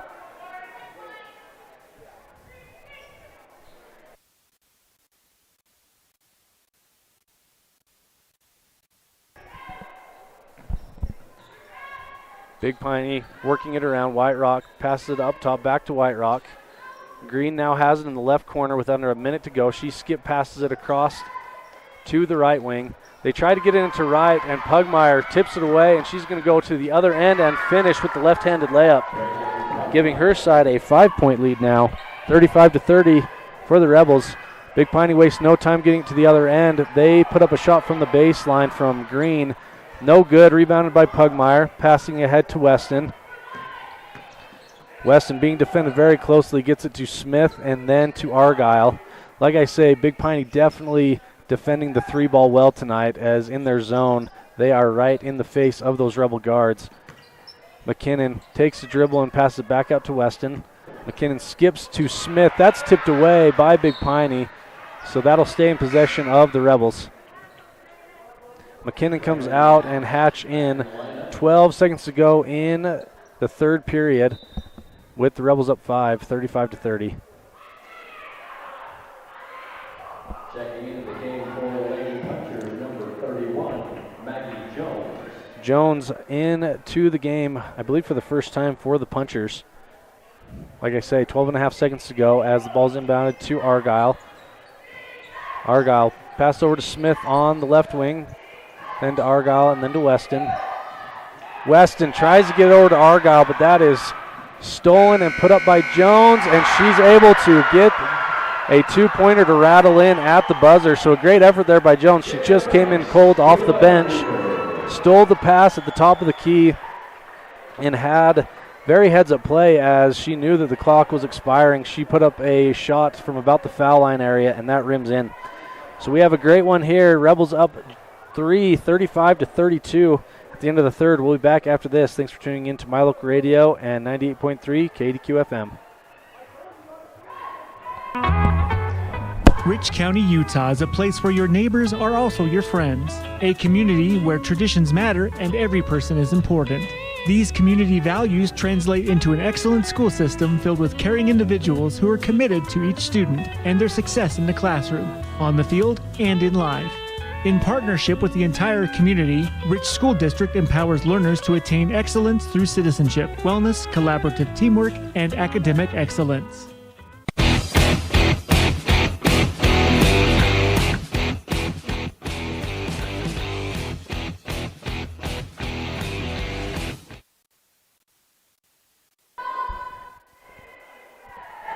Welcome back. Start of the fourth quarter. As the Rebels not offensively not clicking as they have been as of late, as this Big Piney team has been very aggressive defensively, but the Rebels nonetheless up 3 to start the fourth quarter. Argyle skips it over to Hatch.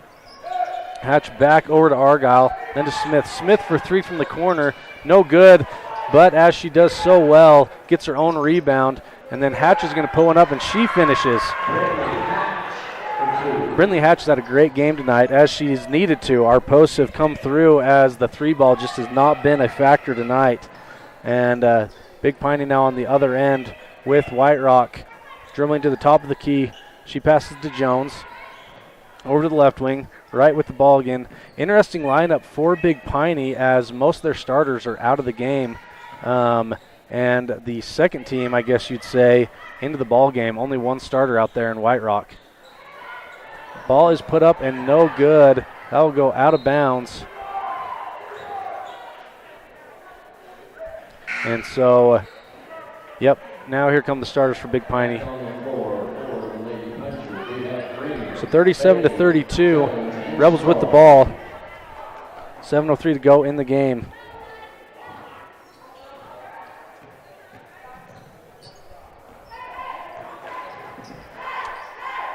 Rebels trying to get it across half court. They better hurry, and that does, as Jolly does catch it across half court. She hands to Smith. Smith, a great pass into Pugmire. She drew the defense in, and a nice dish off.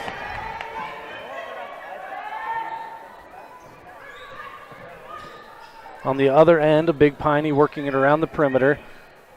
As Strong passes up top to Green. Green tries to loft it into Bailey, but good defense there by Pugmire to keep her right under the basket. And out of bounds on the Rebels. So Big Piney will keep possession with 6:28 to go in the game. Rebels up 7, 39-32. Great move there underneath with the up and under, but no good. Jones not able to finish as Pugmire gets the rebound off the missed shot and hands to Smith. Smith gets it across half court. She gets it across to Jolly and then to Argyle in the corner. Argyle gets it into Pugmire, who was blocked by Green, but Smith is there to get the ball, but there's going to be a jump ball.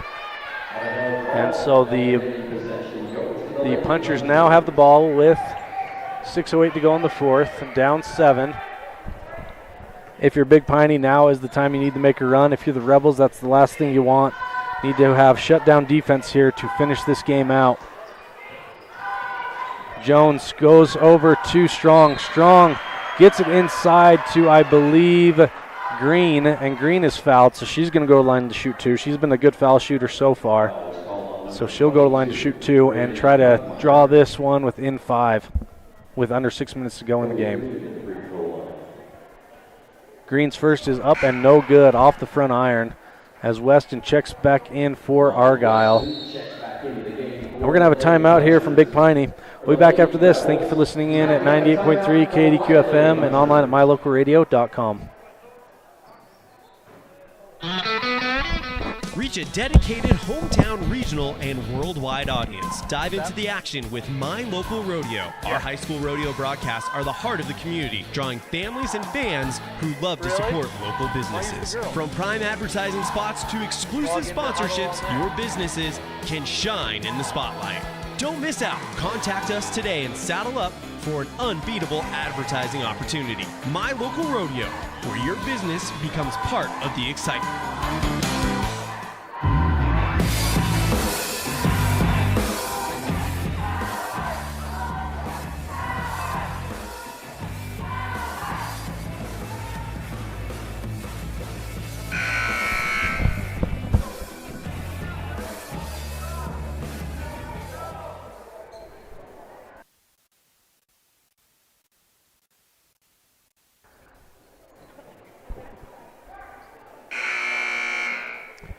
Welcome back. We are here in the fourth quarter with Cody Green going to the line to shoot 1 after her first miss.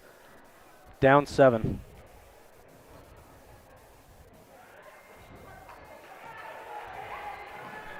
And so the shot is missed, rebounded by Smith, going the other way. Ball being kicked around. Jolly gets on the right wing. Gets it back up to Weston. Weston for 3 up top. That is off the front iron. Great rebound by Jolly to keep things alive. Hatch to Weston. Back to Jolly up top. Jolly finds Smith in the corner.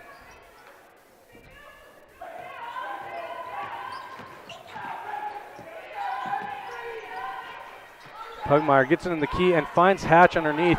Hatch no good on the try, but Pugmire able to get the rebound and put back. As I say, our post play has come through very well tonight, as it's been crucial as the defense is planned on a 3-point game from the Rebels. But Pugmire with another putback. On the other end, Bray does get a foul, which is her 4th personal. Coach Lungan's going to put in Morse to give Pugmire a breather and prevent her from fouling out.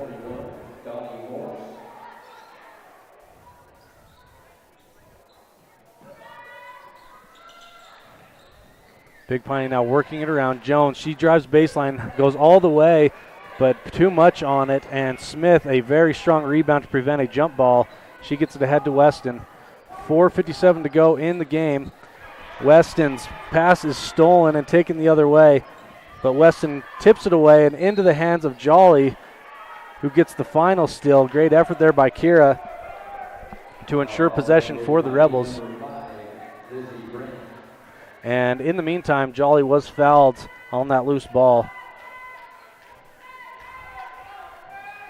Ball inbounded to Jolly from Smith. Jolly skips it over to Weston.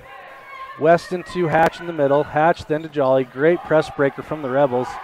Jolly thinks about the three and then hands to Smith at the top. Smith over to Weston. Weston back to Smith. Hatch with it on the baseline. She finds Smith open at the foul line, and that just rims out. Good rebound there from Morse as she and Green both go for it, but it is a jump ball, so Rebels will keep possession here. 4:25 to go in the game. Rebels up 41-32 after that jump ball. They will have the inbound as Jolly looks to inbound. She finds Weston in the corner. Weston thinks about it and kicks it back up to Hatch, then to Smith on the left wing. Ball is taken from Smith from White Rock, who gets it ahead to Strong. Strong goes to the hole and is fouled by Jolly, and so she'll go to the line to shoot two now. Just a second for Kira. Third team foul for the Rebels. The Rebels really want to try to prevent a bonus from happening. They're just 2 fouls away from that. Strong's first foul shot is up and no good. So, good foul from Kira, as the most they'll get out of this one is 1 point, as long as the Rebels get a rebound off a miss. Strong's second is up and no good. Rebounded by Morse. She tries to get ahead to Smith, but White Rock, very scrappy player, steals it away, keeps the possession alive for Big Piney. But in just as much of time, Strong passes it to Green, and that's just out of reach for her over her head. And so we got a timeout for Big Piney. Rebels up 41-32. We'll be back after this. Reach a dedicated hometown, regional, and worldwide audience. Dive into the action with My Local Rodeo. Our high school rodeo broadcasts are the heart of the community, drawing families and fans who love to support local businesses. From prime advertising spots to exclusive sponsorships, your businesses can shine in the spotlight. Don't miss out. Contact us today and saddle up for an unbeatable advertising opportunity. My Local Rodeo, where your business becomes part of the excitement.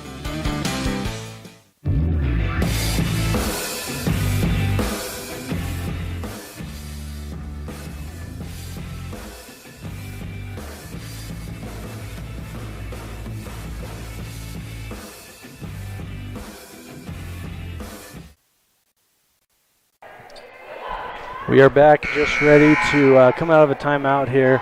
About halfway through the fourth quarter, the Rebels up 41-32 in a very aggressive and scrappy game between the Lady Rebels and Lady Punchers.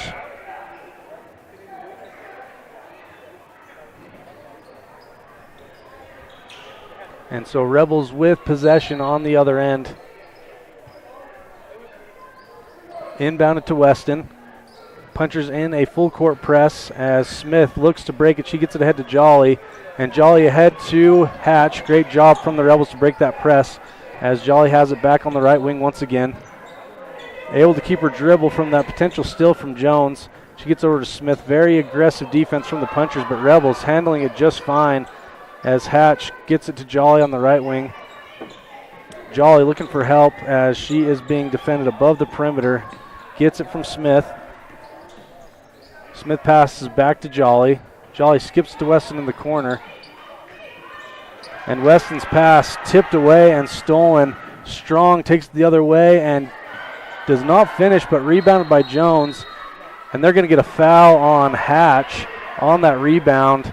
So that'll be the fourth team foul for the Rebels. Third personal foul for Brindley, fourth team foul. So the Rebels just one foul away from sending Big Piney to the line. 3:17 to go. Rebels up 41-32. as Morse checks out and McKinnon into the game now. Ball is inbounded to Bailey. Bailey puts it up, no good, but rebounded by the punchers, by Strong. She keeps it alive. Green with the ball. She gives to White Rock and then up to Jones. Jones to Strong, being guarded by Weston. Kira jumps the pass there, but into the hands of Green, and Green tries to pass it ahead.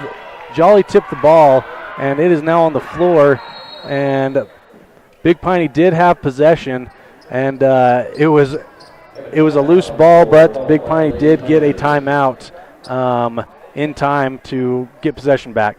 So we'll go to a quick break. When we come back, the Rebels are up 41-32 in the fourth quarter with just under 4 minutes to go. We'll be back after this. You're listening online at mylocalradio.com and over their waves at 98.3 KDQ FM. Reach a dedicated hometown, regional, and worldwide audience. Dive into the action with My Local Rodeo. Our high school rodeo broadcasts are the heart of the community, drawing families and fans who love to support local businesses. From prime advertising spots to exclusive sponsorships, your businesses can shine in the spotlight. Don't miss out. Contact us today and saddle up for an unbeatable advertising opportunity. My Local Rodeo, where your business becomes part of the excitement.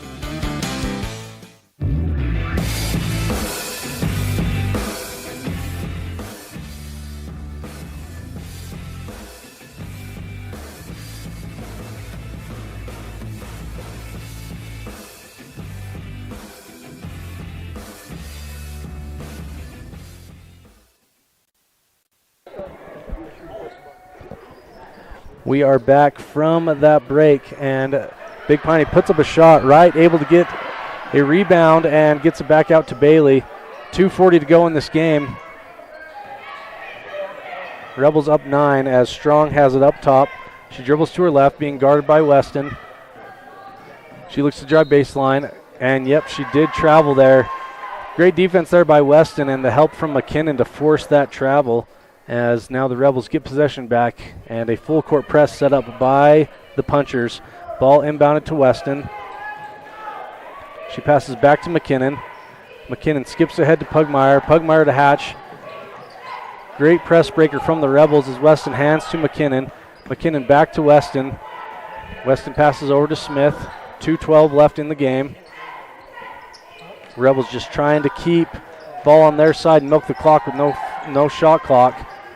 Great drive there initially by McKinnon, but they got her for a travel. She lost her dribble temporarily there. And so big Cass Argyle checks into the game for Lacey McKinnon. 2:02 left in the game. Punchers have not scored for a little while here. They need to get some points on the board to get back into this one, as the Rebels have a 9-point lead with just under 2 minutes to go. Strong kicks it out to Jones. Jones back to Strong. She puts it up. That is no good. Rebounded by Wright, and they're going to get Hatch with the foul as they were both going for that rebound. Great effort there by Brindley, and that is her 4th foul. So Dottie Morse is going to go in for her, and that sends Wright to the line to shoot 2 as Big Piney is in the bonus. Wright's first shot is up and good.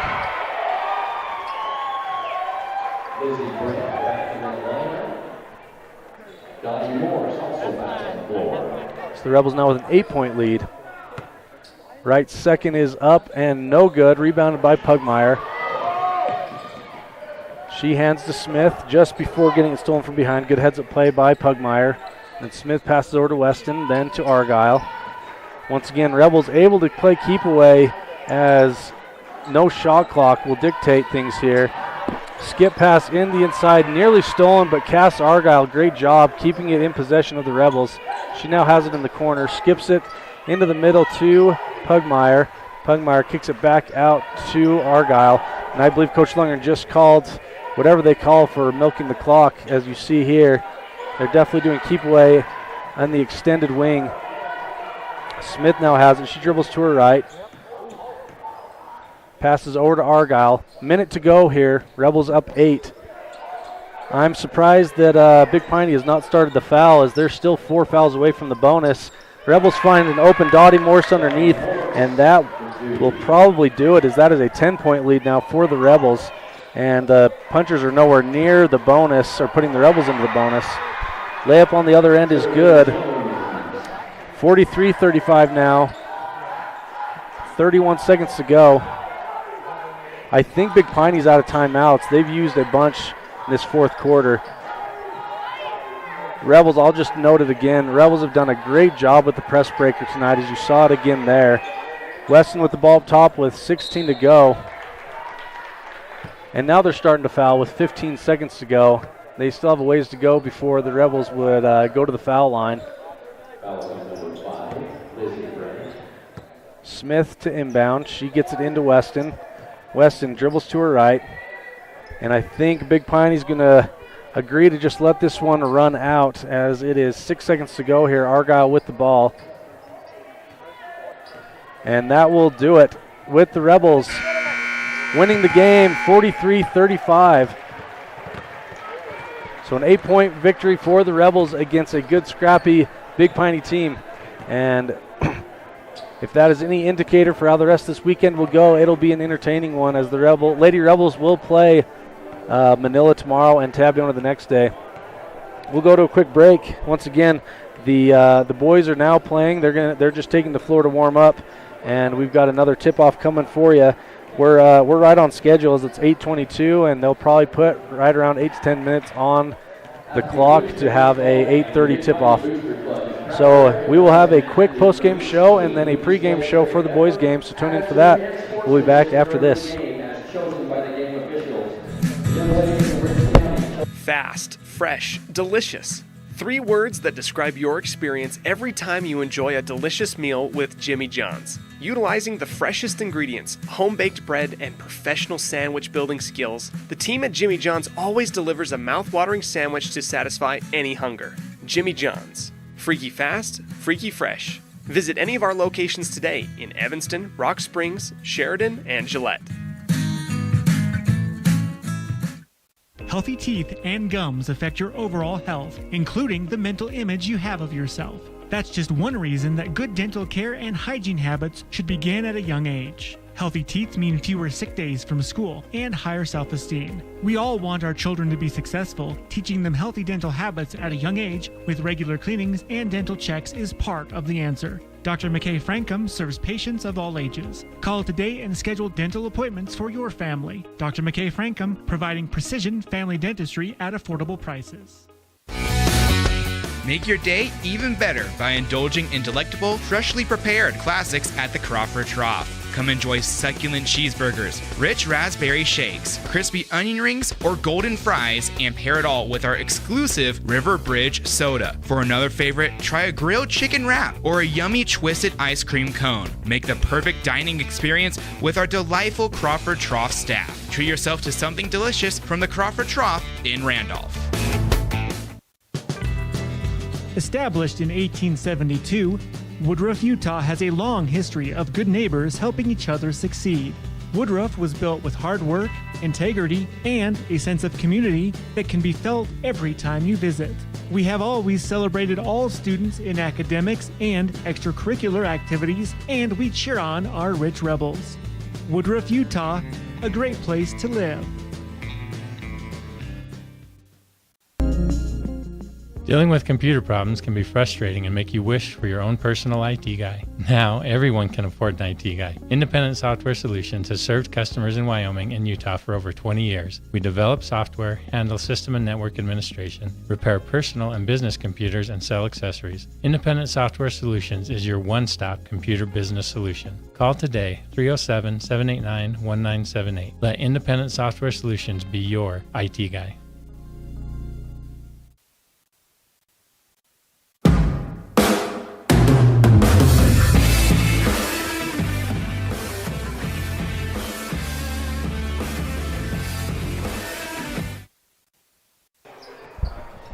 Welcome back. It's time for the postgame show, and it's brought to you by Independent Software Solutions. The Rebels get the victory 43-35 against the Big Piney Punchers. And just a quick recap from the books. For the Rebel side, Weston with 2, Smith with 8, Morse with 2, Pugmire with 13, McKinnon with 4, Argyle with 6, and Hatch with 8. So a well-rounded effort for the Rebels, led by Pugmire's 13 points, gets them the victory. We'll transition now into our pregame show for the boys, and I was able to catch up with Coach Cornea earlier this week, so we will go to there, and then after that, we'll talk about this matchup. Thanks for tuning in.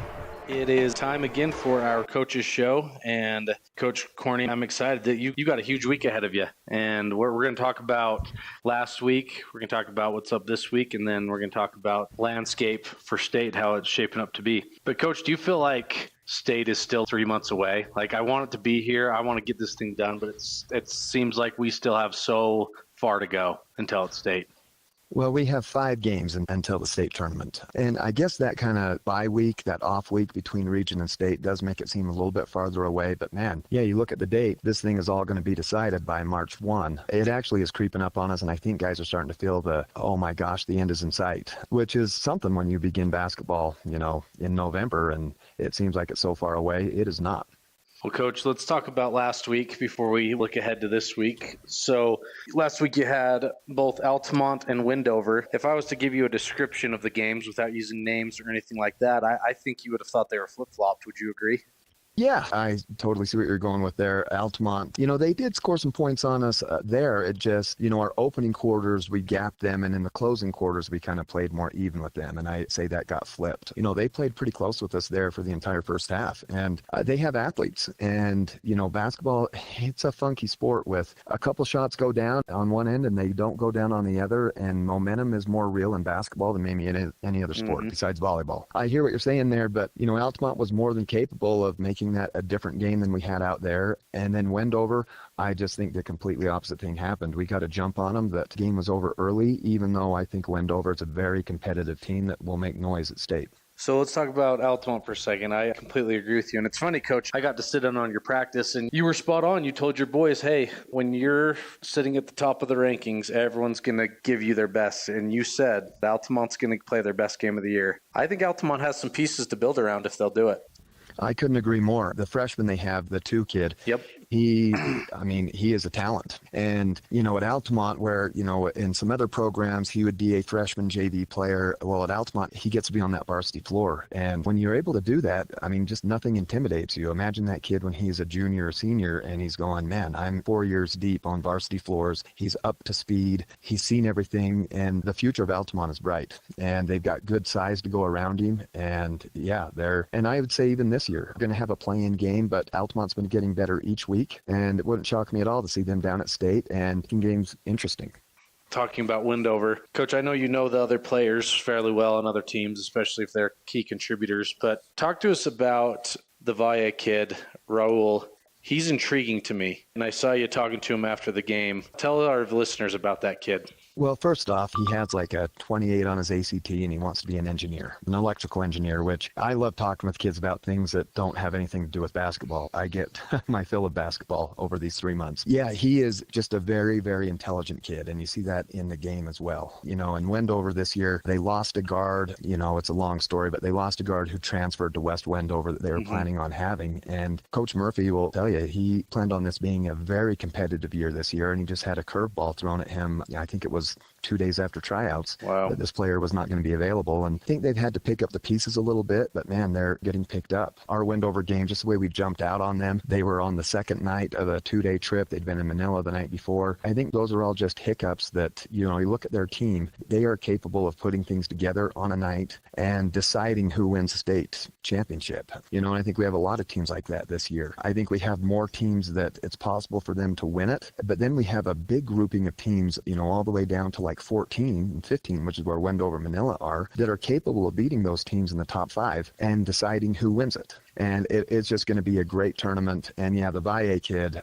he just plays the right way. Our players get along with him. And it's fun to go play those kids and to have those relationships with a kid that's not an opponent, just from tip to final horn. I hope the best for him. And I'm also a big Region 21 fan. And, once we get done with the region tournament, we want to see Altamont, Tabby, Manila, Wendover, Tinnick. We want to see all those teams advance. Absolutely.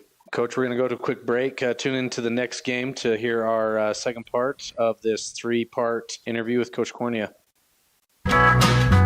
When you're hungry for an amazing breakfast, just like Grandma used to make, visit our bakery on Main Street in Randolph. We hand make fresh pastries for you to enjoy. Supporting the Rich Rebels and thanking you for your business, visit our bakery today.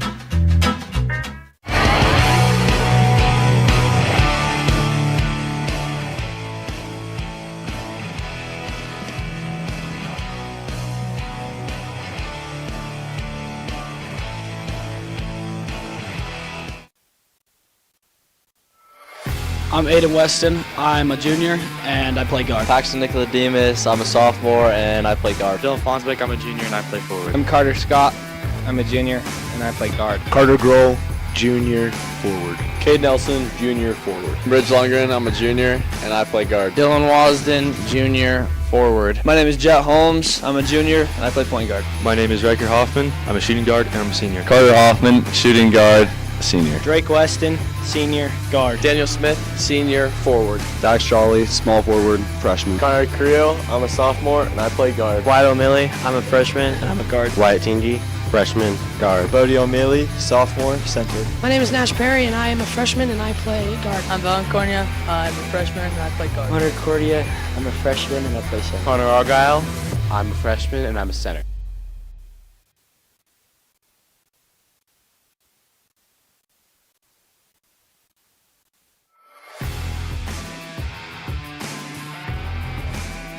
Hi, I'm Tess Cornea. I'm a junior and I'm a base. I am Ashlyn Stevens. I am a junior and I am a flyer. Hi, I'm Quincy Call. I'm a freshman and I'm a base. My name's Carly England. I'm a junior and I'm a flyer. I'm Chaisley Levitt, back spot and sophomore. Avery Weston, junior, side base. Hi, I'm Bryn Christensen. I'm a sophomore and a back spot. I'm Kelsey Heiner. I'm a sophomore and I'm a base. I'm Myra Carlisle. I'm a freshman and I'm a base. My name is Jordan Reese. I am a freshman and I am a base. I'm Cassie Argyle. I'm a senior and I'm a base. Hi everyone, my name is Camry Call. I'm a senior at Ridge High and I'm a back spot. I'm Joss Ennis. I'm a senior and I'm a flyer.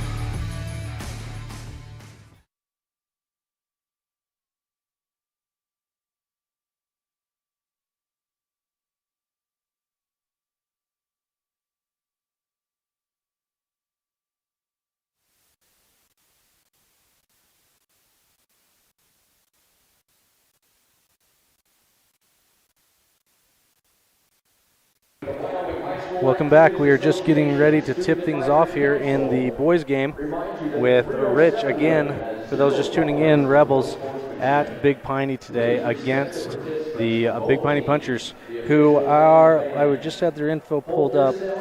We played these guys earlier this year at the Kimber tournament, and Big Piney is 9-7 so far this year. In the first meeting, the Rebels took care of business 69-54, so a 15-point win, and excited for this one coming up.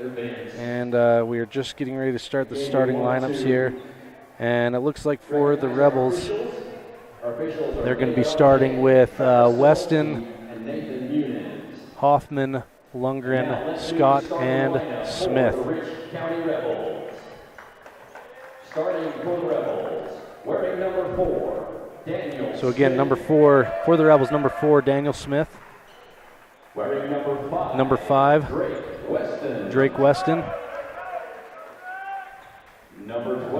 Number 12, Ridge Lundgren. Number 23, Carter Hoffman. And rounding things out, number 25, Carter Scott. And if you'll remember, Carter Scott in the game before playing Big Piney, I believe he had about 29. And so probably going to be guarded pretty heavily this year, or today in today's game. So for Big Piney,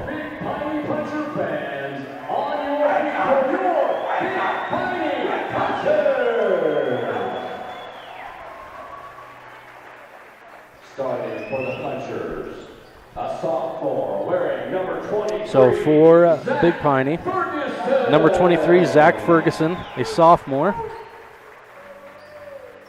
Junior wearing number 4. Number 4, Hayes Espenscheid, a junior.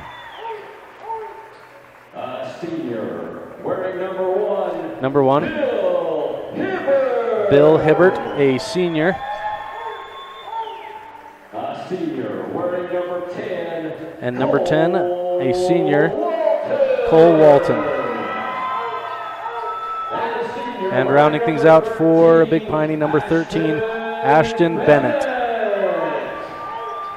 The punchers are coached by Chad Espenshine and Hadley. Okay, so that is it. Sorry, the starting lineup takes a little bit longer, but great matchup here for the Rebels. Big Piney 9-7, whereas the Rebels 16-2 on the year.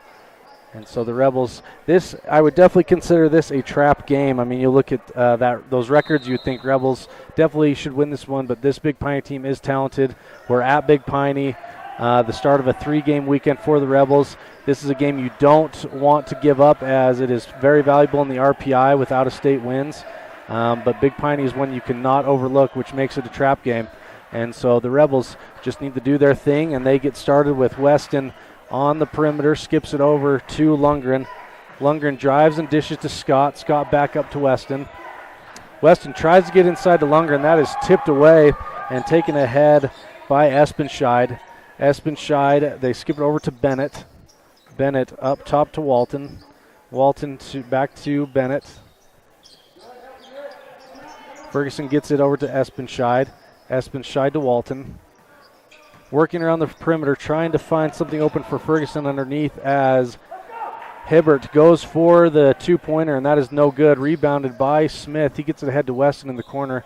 Weston passes to Smith and then to Lundgren up top. Lundgren dribbles to his left, kicks it out to Hoffman. Hoffman drives to the hole, and that is good. Carter Hoffman doing what he does best with a great finish at the rim on the drive, as Big Piney now working it around the perimeter once again with Bennett. He gets it over to Espenshide. Espenshide for 3. That is no good. Great rebound there right in front of the camera from Daniel Smith. He passes ahead to Lundgren. Lundgren finds Weston. Weston for 3, and that is good.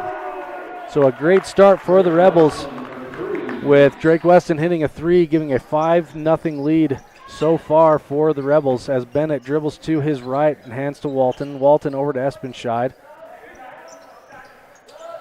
Espenshide passes to Hibbert. Hibbert gets it over to Walton, and Walton gets a 3. So Big Piney with the answer, drawing this one within 2 now, 5-3 in favor of the Rebels. Scott hands to Weston. Weston pump fakes, and he's going to drive, and yep, they'll get him for the travel. No, but they're going to call a foul first. So they're going to say Walton caused the fall and travel. So that will be the first team foul for Big Piney and the first for Walton. Rebels to inbound. Lundgren is looking. He gets it up top to Scott. Scott hits him back in the corner. Lundgren for 3, no good. Rebounded by Hibbert. Hibbert's going to take it the other way, and he passes off to Walton. Walton pump fakes, enters it into Ferguson. Ferguson turns and shoots. That is no good. 3rd rebound of the game for Smith. He's been big on the boards already. He gets it ahead to Hoffman. Hoffman finds Lundgren in the corner, but they're going to say he was out of bounds. And so the ball is given right back to Big Piney.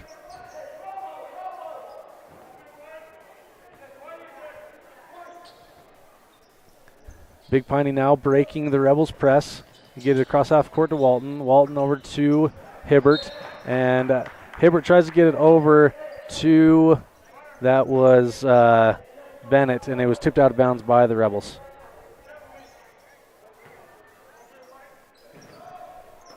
So Bennett, the inbounder, he gets it into Walton. Walton back to Bennett. Bennett has it up top. He loses it into the hands of Scott, and Scott hands off to Lundgren. Lundgren for 3, and that is good from the top of the key. Great shot there from Ridge. So Rebels now up 5, 8-3 with 5:06 to go in the first quarter. Hibbert's going to try for 3 from the corner. That hits the side of the backboard and into the hands of Weston. Weston finds Hoffman up ahead. Hoffman almost finishes at the rim on the reverse layup. No good. Rebounded by Ferguson. Ferguson hands to Hibbert. Hibbert to Bennett. Bennett tries to get it inside to Ferguson. That goes over his head. Rebels are now taking it the other way. Lundgren's going to try for a deep 3, and that is good.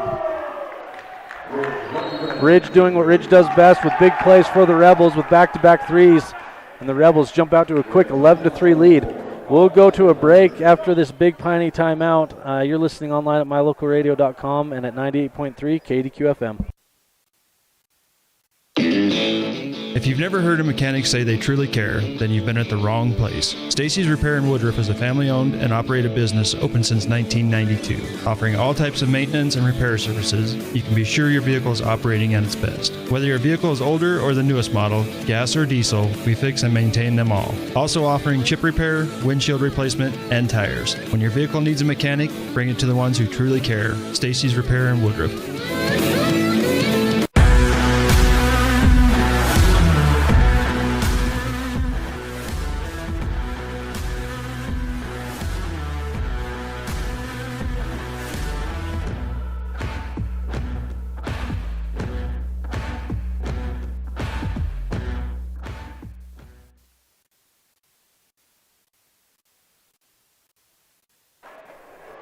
Welcome back. We are out of the timeout. Rebels up 11-3 on Big Piney with 4.5 minutes to go in the first quarter.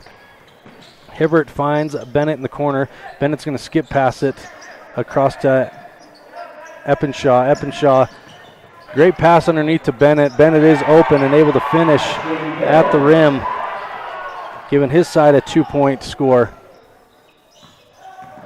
Scott in the corner, drives and then dishes to Smith. Great pass there from Scott to Daniel, and Daniel's going to go to the line to shoot two.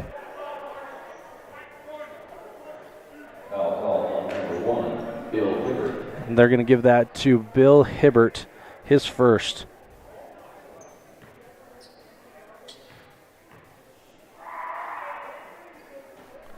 His first is up and good. Daniel Smith is at the free throw line. So Daniel playing a big role already with at least 3 rebounds and now gets in the scorebooks with his first points of the ball game. Carter Hoffman comes out of the game. Into the game is Riker Hoffman. Daniel's second is up and good. 13-5 now in favor of the Rebels. Eppenscheid brings it across half court, dribbles to his right. He's going to get it to Walton. Walton passes over to Hibbert, and Weston knocks that one out of Hibbert's hands and out of bounds. And so Big Piney does keep possession. They're going to pass it in from in front of the Rebel bench on the sideline. We're about as close as can be to this game on this end of the floor. Walton gets the ball, thinks about three, and passes to Bennett. Then Bennett to Eppenscheid. Rebels trapping Bennett in the corner, Hibbert in the corner. Walton now with the ball. He hands to Hibbert. Hibbert with the short jump shot. That is good. Nice shot there from Hibbert. Rebels quickly get it across as Weston drives all the way to the hole, and they're going to get a foul underneath. And so the Rebels are going to have an inbounds play coming up here. Foul is called on Big Piney number 10, Cole Walton.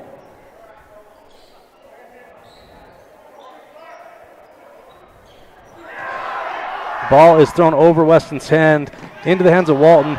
Weston able to get there and break things up at the rim, and Walton not able to finish.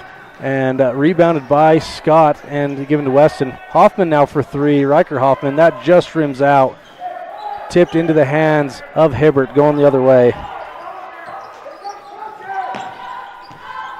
Walton dribbles into the paint and hands to Ferguson. Ferguson passes over to Hibbert. Ball tipped away from Riker, but back into the hands of the punchers, but then tipped away again, and Smith gets it ahead to Hoffman. But Hoffman gets it stolen away on the baseline on the other end, and now back into the hands of Hibbert as he brings it across half court. Hibbert being pressured by the Rebels. He hands to Bennett. Bennett dribbles to his right, passes to Ferguson up top. Ferguson had a few three-pointers at Kemmer. He's the one who hurt us most, and he skips it over to Eppenscheid. Eppenscheid drives to the hole, and he's taken down. No good, but rebound and a putback by Ferguson as they cut it to 4. Rebels 13, Big Piney 9. Smith with the ball, hands to Hoffman. Hoffman dribbles to his right, hands back to Smith. Smith hands to Weston. Weston up top being guarded by Walton. He passes to Lundgren on the right wing. Lundgren getting stuff set up with 1:58 to go in the first. And they're going to get the Rebels for 5 seconds. Interesting call there. It could have gone either way. He was not right up on Ridge, and I think that's what Ridge's thinking was, but close enough where the ref was counting. And so the punchers get the ball back. Once again, Rebels up 4, 13-9 against Big Piney. Walton gets it inside to Hibbert. Nice play there as Hibbert cuts to the hole and has a turnaround jumper. Weston on the other end passes to Hoffman, back to Weston. Weston dribbles to his left and he goes all the way to the hoop, and he is pushed by Walton. And so let's see if they call it on the floor or on the shot. They're going to say it was on the ground, which is probably the right call. That is Walton's third foul of the game, so he's going to have to come out as number 13. So Rebels get the ball back, inbound it. Hoffman to Smith, then back Weston now for the long three from the right wing. That just rims out. Rebounded by Bennett. So into the game for Big Piney is Jenks, number 15. He came in for Walton, their first sub of the game. Ferguson has it up top. He finds Hibbert underneath. Hibbert was calling for it, and he finds him. We have a tied game now, 13 apiece, as Big Piney on a bit of a run here. Lundgren has it. He does a step back 2-point jumper. That is no good. Rebounded by Hibbert. He's looking ahead now. He gets it across half court. Tries to get it to Bennett on the left wing, but Riker Hoffman with those long arms, great job defensively to tip it away. And the Rebels are going to take a timeout as they get it to their end of the floor. With 50 seconds to go in the first quarter, it is a tied ball game, 13-13. We'll be back after this. You're watching Rebel basketball online at mylocalradio.com and listening in at 98.3 KDQ FM. Randolph Medical Clinic is known for comfortably treating acute and chronic conditions as well as mental health. Nurse practitioner Nancy Weston is known for providing compassionate care. Appointments can be made by texting 435-200-5416. Randolph Medical Clinic.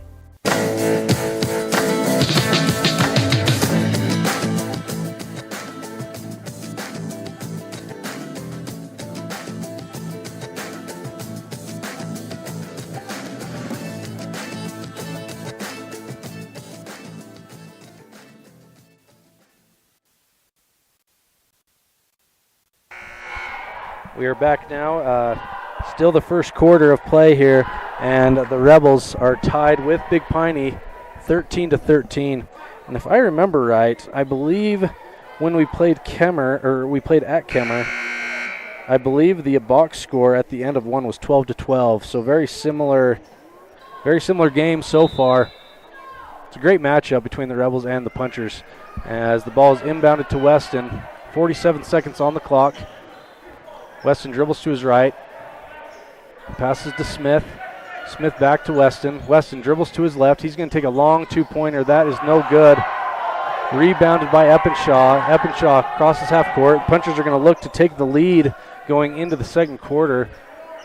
Bennett dribbles to his right, passes to Ferguson. Ferguson drives all the way to the hole, and they're going to get a foul on the Rebels. We'll see which one. Looks like Carter Hoffman's going to get credited with that foul. His first team foul for the Rebels versus Big Piney's 4-team fouls. So Ferguson's going to go to the line, looking to give his team a lead, which he does, as that first foul shot rattles in.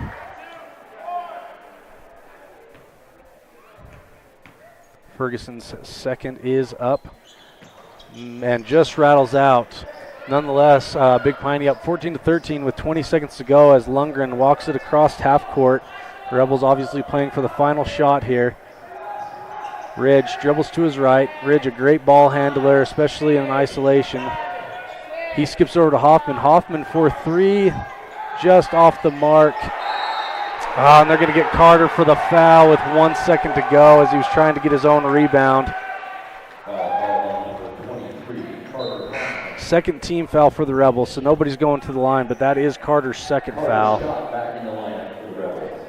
You hate to see a foul right at the end of a quarter, but good hustle play there by Hoffman, trying to get his own rebound off of that three-point miss. 1.5 seconds to go. Ball is inbounded. Ferguson does get a look and just misses the long three-pointer. Rebels down one at the end of the first quarter, 14-13. Rebels a bit dry on the shots there at the end, as the puncher's able to make a run to take that 1-point lead. So when we come back, we have the second quarter of action coming up. You're watching online at mylocalradio.com, listening in at 98.3 KDQ FM. The town of Garden City is home to beautiful Bear Lake, where families play together. We welcome you to Garden City and invite you to visit bearlake.org for places to explore and information on upcoming events year-round. The town of Garden City welcomes you as we cheer on the Rich Rebels. Great signage is an important component to any successful business. It lets your customers know they have arrived at your doors, and it's a constant advertisement of who you are. When you install LED signage, you're taking it one step further. The ability to create color messages that move is an attention grabber. Plus, you can change the message whenever you would like. Make your business stand out with an LED sign from Rocky Mountain Sign, providing service, installation, and maintenance on all signage. Rocky Mountain Sign, licensed in Wyoming and Utah. Call today for a quote, 307-789-5202.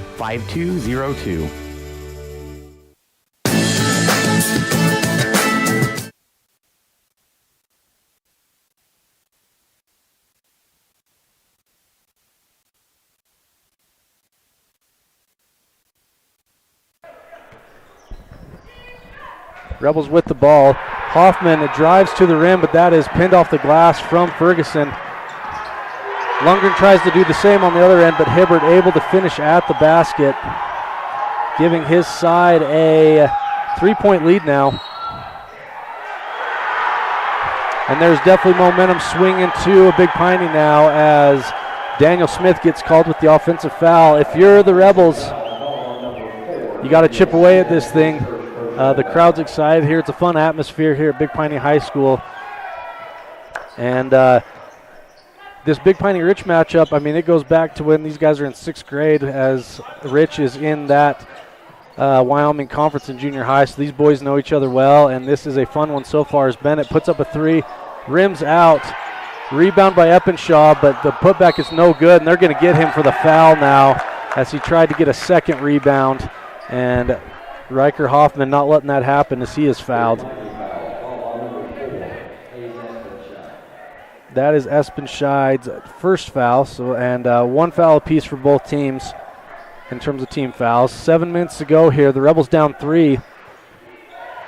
Defensively, Big Piney doing a good job against such a high-octane Rebel offense that we've seen all year. And the Rebels with another turnover.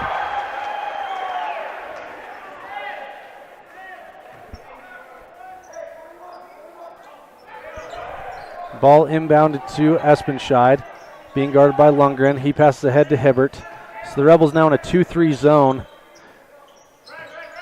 Espenscheid on the right wing, dribbling to his right. He gets it in to Hibbert. Hibbert with the short jumper and rebounded by Smith going the other way. Smith gets it ahead to Lundgren. And they're going to get Lundgren with the offensive foul.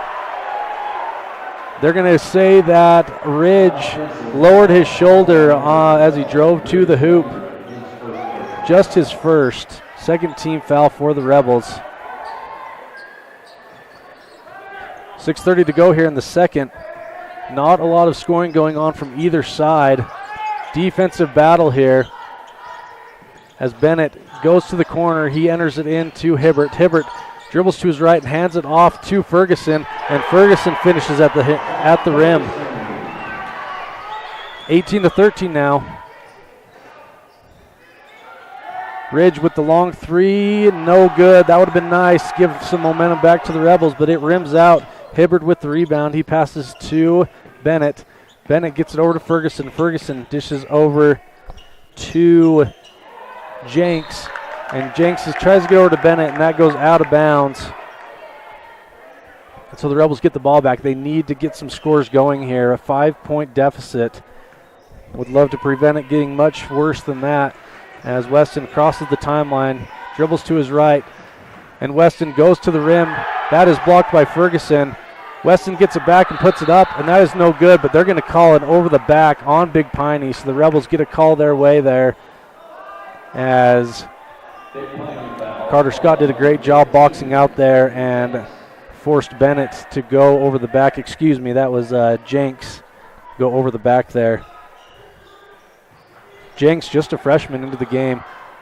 Lundgren for three, just rims out. Good rebound there from Riker. Then he gets it to Scott, and there's Carter Scott getting involved now at a great time. Pulling this one within two with that three-pointer. He has such a quick release, and you saw it there. And Carter Scott gets a steal and a head to Weston. Weston all the way to the hole and gets an and one. Great job by Drake to meet his guys in the air and finish. I love it because you could tell the Big Piney guys slowed up a little so they could get the Showtime block.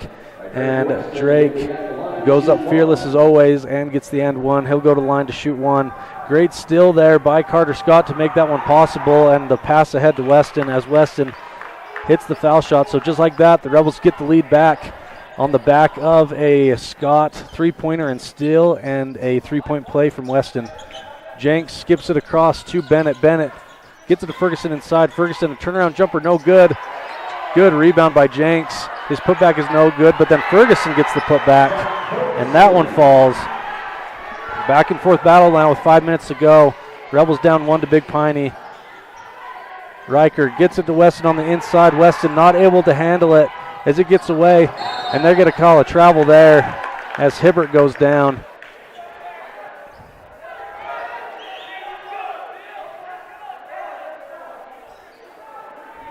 Once again, 20-19 in favor of Big Piney with 4:49 to go in the first half. Weston gets the ball and brings it across half court. Dribbles to his right, picks it up and gives to Smith. Smith turns away from the basket and hands to Weston. Weston back to Smith. Smith for the three, no good. Lundgren tries to get there for the rebound, but not able to. And so Big Piney will get the ball as that shot went out of bounds after the miss. Okay, so Big Piney's going to take a timeout. We've got a good one here, folks. Stay with us as we go to a break. You're listening online at mylocalradio.com and at 98.3 KDQ FM.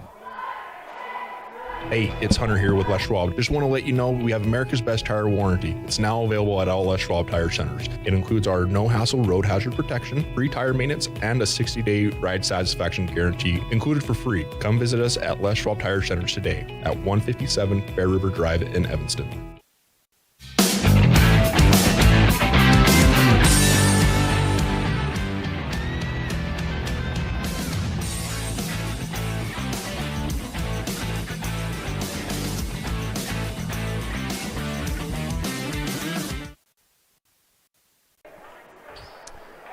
Welcome back. Big Piney calling the timeout there, and they will have possession as Walton is back into the game. He's into the game with 3 fouls, something to take note of. And so Walton does get the inbound. He passes over to Hibbert and then to Bennett. Bennett dribbles to his right, passes to Walton. Walton inbounds to Ferguson. Ferguson slips. Riker Hoffman with a great effort to try to steal that ball. He goes over the bench and into the stands. But the Big Piney does keep possession here.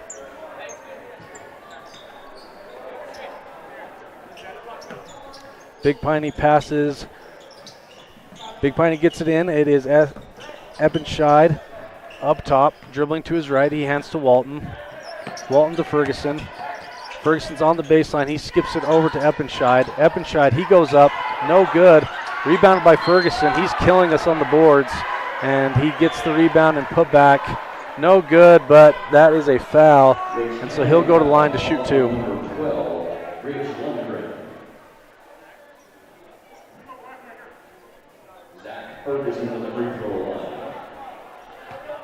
So we've got blood on the floor from Daniel Smith, so they're going to sub him out. Carter Hoffman into the game. Still 20-19 in favor of Big Piney with 2 foul shots coming up for Ferguson. So we're going to take a quick break as it is a blood cleanup. Well, we'll see how long this takes. We're going to go a quick break. We'll be back after this. Hey, it's Hunter here with Les Schwab. Just want to let you know we have America's Best Tire Warranty. It's now available at all Les Schwab Tire Centers. It includes our no-hassle road hazard protection, free tire maintenance, and a 60-day ride satisfaction guarantee included for free. Come visit us at Les Schwab Tire Centers today at 157 Bear River Drive in Evanston.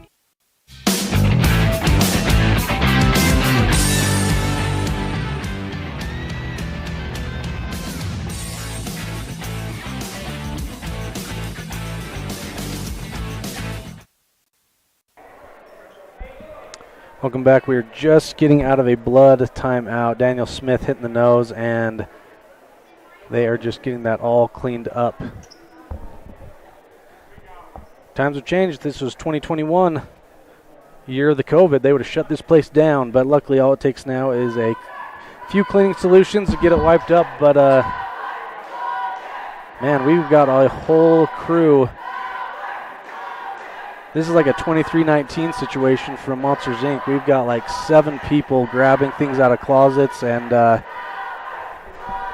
making sure that we're all the way cleaned up here. Big Piney up 1. It has been a back-and-forth battle. The Rebels did have an early lead of 11-3, but since then, Big Piney obviously battling back to make this a one-point game. I mean, seriously, folks, there is 1, 2, 3, 4 people cleaning it up. There was 3 more people getting the cleaning supplies, and I think we're good to go now here. So if you count this plus Ridge's puke game out at Tabiona, you can definitely say the Rebels are always good to leave it all out on the floor. And we're at 3:58 to go in the second quarter. And we are now back in action with Ferguson taking his place at the foul line. In for the Rebels is Hoffman, Weston, Lundgren, and where's my 5th at? Carter Scott down on the other end. So Ferguson's first foul shot is up and good. His second is up and off the iron, rebounded by Lundgren in the corner, and we are going the other way now. Lundgren passes to Scott on the wing. Scott dribbles left, passes to Hoffman, Carter Hoffman. Hoffman to Lundgren. Lundgren on the left wing. He feeds it into Carter. Carter drives on Espenscheid, and a good finish there for Carter. He ties this one up at 21. Carter Hoffman definitely looking back to his normal self after his injury a few weeks ago. Definitely back getting into the swing of things. Hibbert passes to Ferguson in the corner. Ferguson back to Espenscheid. Big Piney working it around the perimeter as Espenscheid has it up top.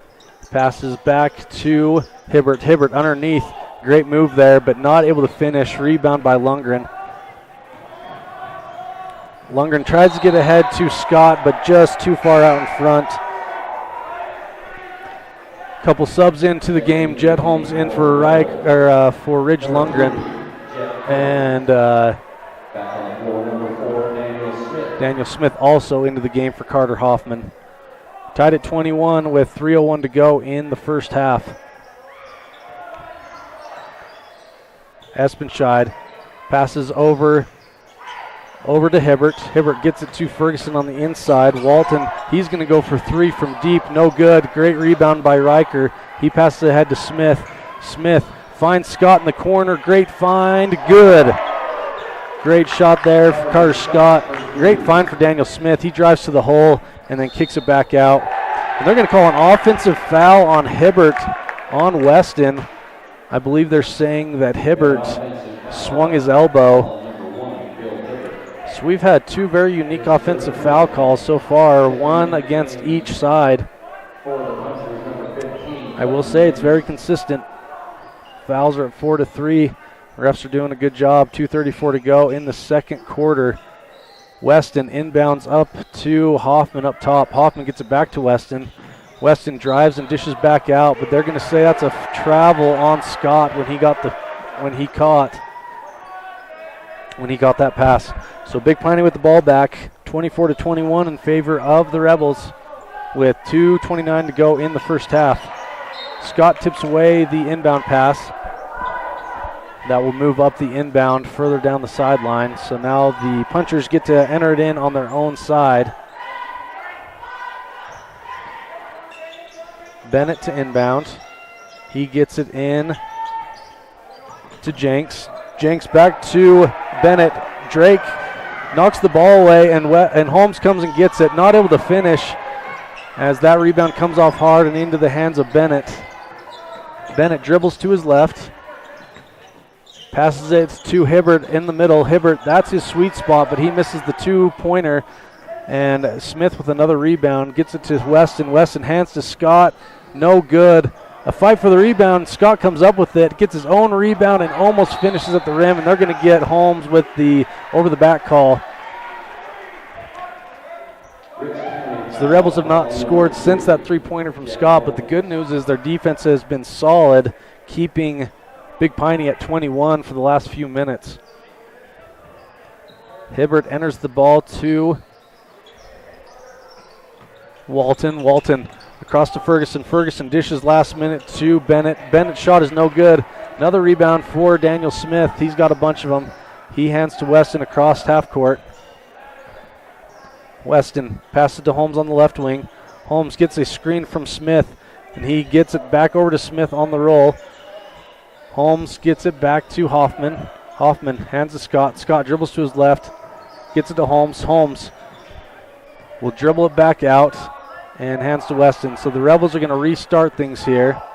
Just such a different game without a shot clock as they're able to reset. And Weston going to go all the way to the hole, and he loses it on the drive. Jenks got it, but he was out of bounds when doing so. And so the Rebels do keep possession. Luckily, stepping out of bounds there is Jenks. Weston to inbound. Under the Rebels basket. He tries to get it into Smith, who had sealed his man, but good defense there by the punchers. On the other end, Bennett tries to keep it inbounds, but Holmes gets it and passes it ahead to Smith, and that is knocked out of bounds. So a lot of, I don't know if it's scrappy or sloppy. I feel like scrappy sounds better. Scrappy game here so far. Rebels have it with 53 seconds to go. 24-21, very low scoring game for both sides. Scott finds Weston. Weston drives to the hole and does a reverse layup. Nice finish for Drake on the reverse layup. Walton gets it ahead to Hibbert. Hibbert met at the hole by Smith. Smith blocks it into the hands of Scott. And Scott tries to get a layup, and they're going to say that was blocked. He had three defenders on him, and it is blocked out of bounds, so the Rebels do keep possession, up 5, 26-21 with the ball under their own basket. 31 seconds to go. Weston looking, he passes it up top to Hoffman. Hoffman over to Holmes on the right wing. Holmes gets it back to Weston on the right wing. Weston to Hoffman. Holmes over to Scott. Scott for three, and that is good. Scott continues his reign of terror over the punchers as he's played very well against them both times, as that is his second three of the night. Weston gets the rebound. He passes it ahead to Holmes. Holmes goes for the basket, and they're going to call it underneath. So Holmes fouled on his way to the basket, and he will go to the line to shoot two as the Rebels are now in the bonus.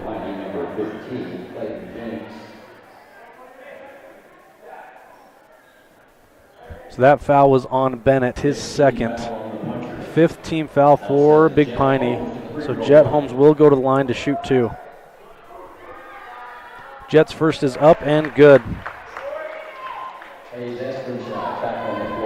Jet looking to make this a 10-point lead right before half, as there is 4.9 seconds on the clock. Holmes' second is up and good. 31-21, favor of the Rebels. Big Piney looking to get one last shot up. Espenscheid puts up a half-court shot. It almost banks in, but no good. So a good, strong finish for the Rebels to finish out the first half. taking a 10-point lead, 31-21. We'll be back with our halftime show and our halftime highlights. Stay tuned in. You're listening online at mylocalradio.com and at 98.3 KDQ FM.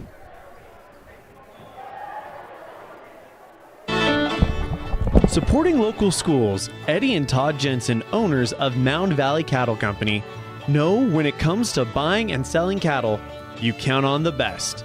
Mound Valley Cattle Company, serving Utah, Idaho, and Wyoming. 208-339-0614. That's 208-339-0614.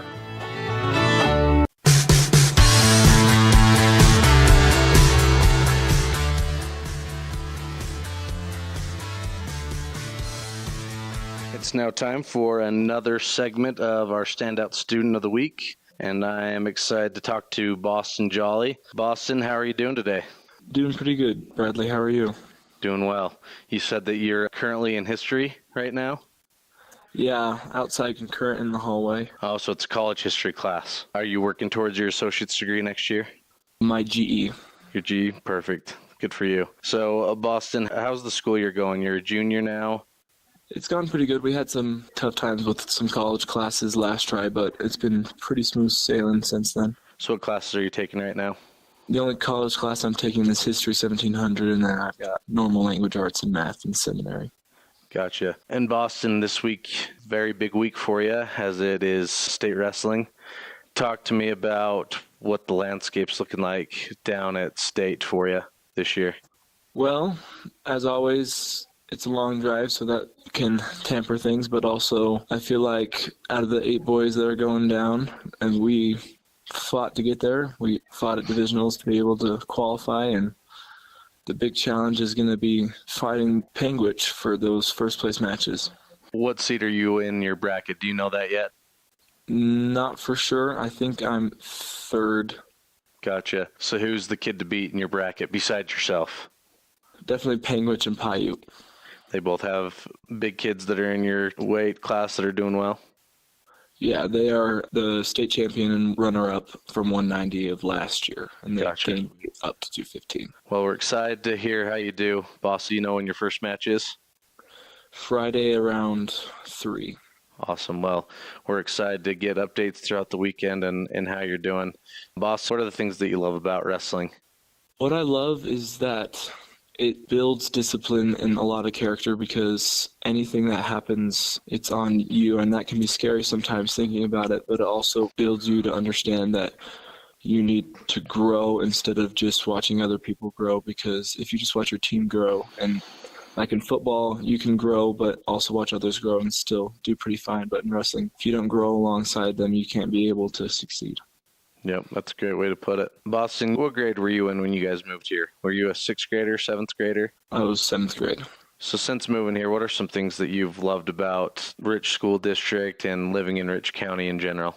The fact that everybody's close by, everyone knows everyone, and quiet where I live, and there's not a big city, because we used to live in Kaysville. Would have gone to Davis High, and that would have been a huge stress with all those kids. So having a small school, and especially sports with a smaller amount of people that you're all friends with and you all work together, is definitely one of the things that I love. And also the lake is awesome. Boston, do you know what your plans are? You've got about 1.5 years before you graduate, but do you know yet what your plans are for after high school? My plans are definitely to serve an LDS mission and then hopefully work on my EMT paramedic at UVU, maybe on ROTC. And how's Naya doing at the Air Force Academy?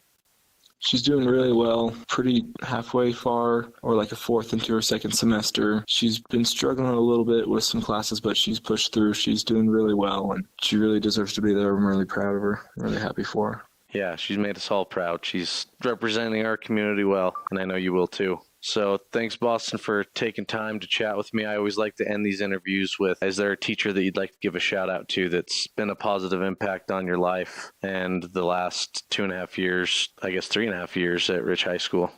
Since I started out in middle school and my freshman year, Mr. Woods went all my musical classes, showed me that, like, just because I like band, because I always thought if you liked band, you were weird, but that's not the case. And yeah, Mr. Woods has helped a lot of people, and he's a really awesome guy to talk to. And also Mr. Pugmire, anytime I needed help with an assignment, he really helps me figure it out and explain and understand what I need to know.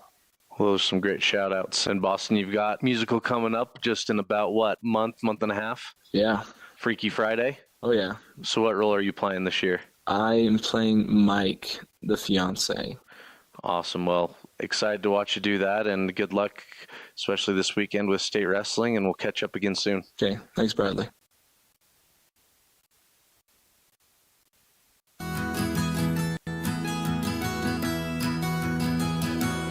Established in 1984, T7 Propane provides you with quick and affordable service. Rely on T7's services to bring warmth and comfort to your home or business. T7 Propane delivers everywhere from the Fort Bridger area throughout Bear Lake Valley. Schedule your delivery today at T7propane.com. T7 Propane for all your propane needs.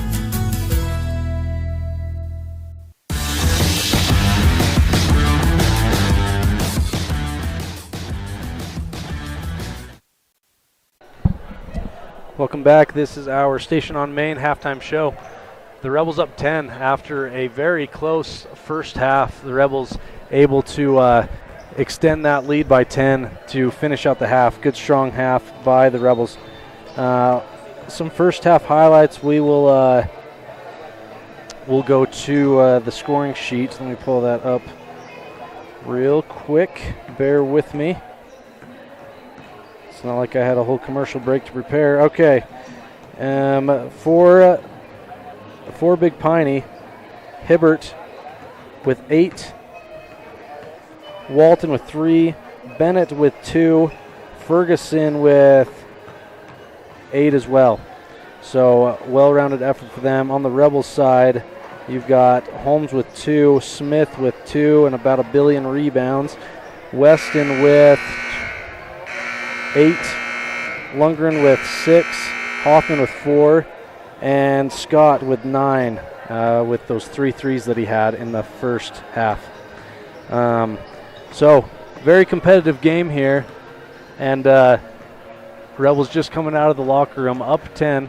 We got 2:40 on the clock. Stay with us. I know that's a late one, but it will be worth staying up for this second half. So we're going to go to a quick break. When we come back, second half of action coming your way between the Rich Rebels and the Big Piney Punchers. Reach a dedicated hometown, regional, and worldwide audience. Dive into the action with My Local Rodeo. Our high school rodeo broadcasts are the heart of the community, drawing families and fans who love to support local businesses. From prime advertising spots to exclusive sponsorships, your businesses can shine in the spotlight.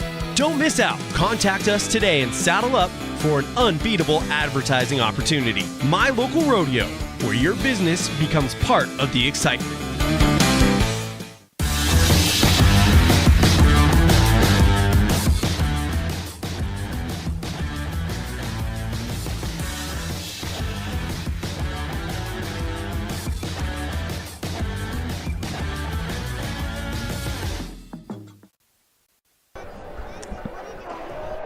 We are back here, part of our halftime show. We are a minute and a half away from the beginning of the second half, so we'll just talk about the election. And no, I'm just kidding. We won't be talking about that. Some highlights from that first half. Well, just a summary of it.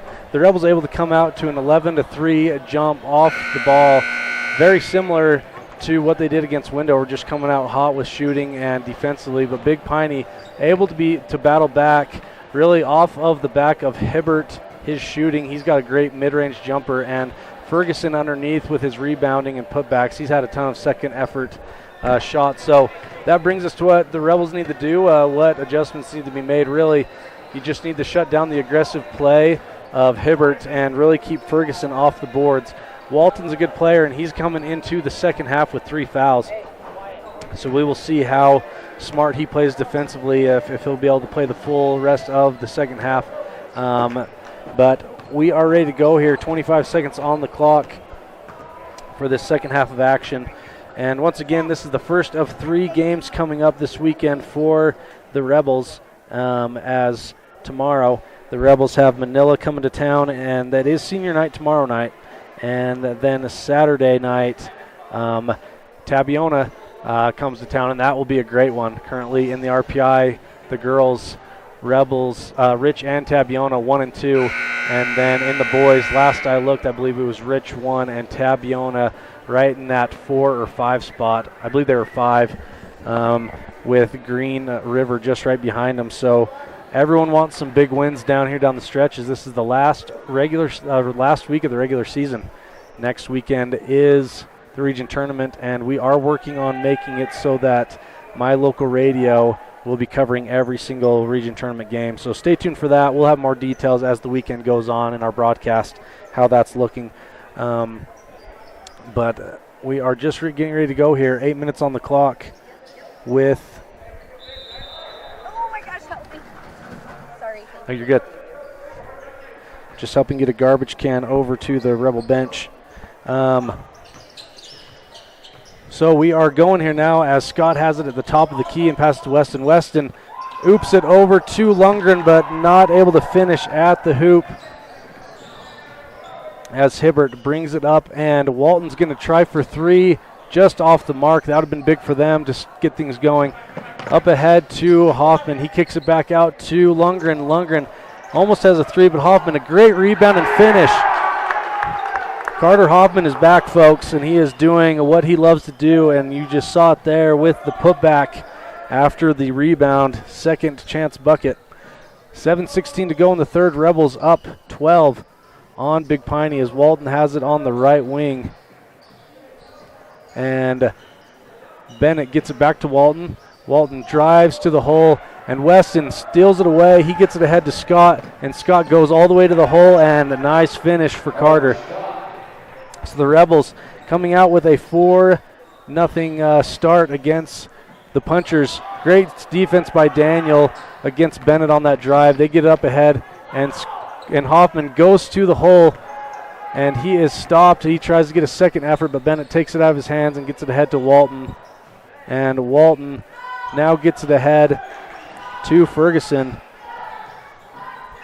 Ferguson on the left wing. He throws it away and into the hands of Scott. Scott now passes it to his side to Lundgren. Lundgren gets a 3. So the Rebels on a 7-0 run to start this half. 6:15 to go in the third. Rebels now up 38-21. And Big Piney's going to take a timeout. Great start for the Rebels. Now up 17, down from 10. We'll be back after this. You're listening to mylocalradio.com and 98.3 KDQ FM. And now a message from the experts at Bear Lake Realty. Welcome to Water's Edge, right downtown Garden City. Beachfront condos, close to the beach, close to downtown for your renters and the owners.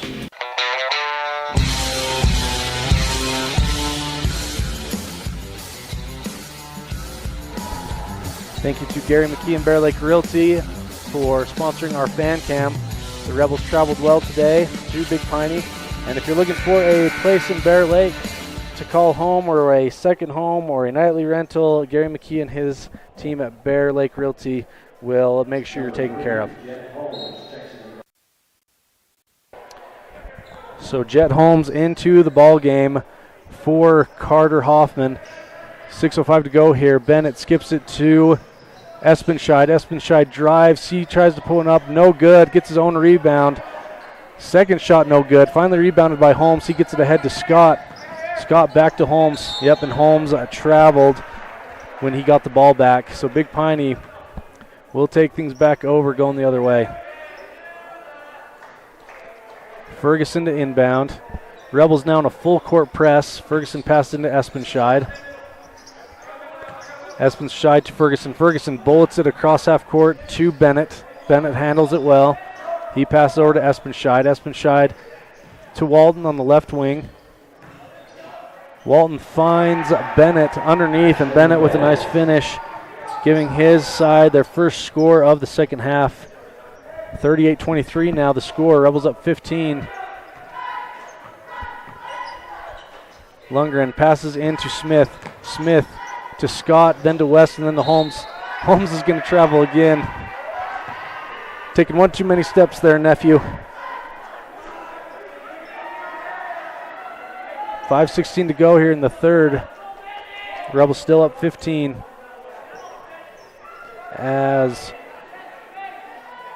Hibbert inbounds to Espenscheid. Espenscheid to Walton. They get it across to Bennett. Bennett back to Espenscheid up top, who finds Walton. Walton for three, and that is good.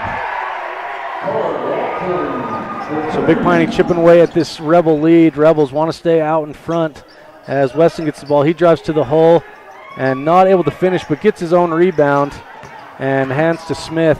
Smith drives baseline, finds Holmes. Holmes 4-3, good. Jet only takes two steps that time and gets the three ball to fly. Ball is skipped over. Walton for three again, and that is good again. Holmes on the other end. He stops the baseline, kicks it out to Scott. Scott for three, and that is good. Carter Scott with his 4-3 of the game. And between Holmes' three and the Scott's three, able to match the momentum of Walton on the other end. 44-29 now in favor of the Rebels. We'll go to a quick break. We'll be back after this.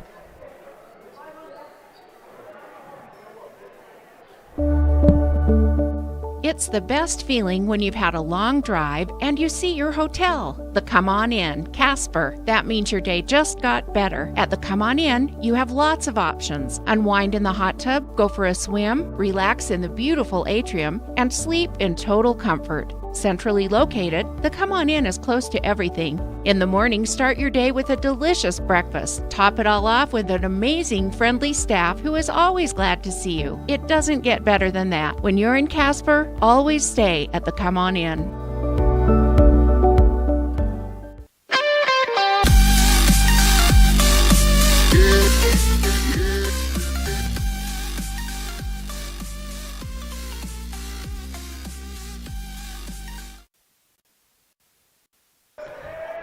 We are back now. The Rebels get the steal on the other end. Scott tried to finish the basket, but no good. And Weston with the attempted rebound gets an over the back call on him.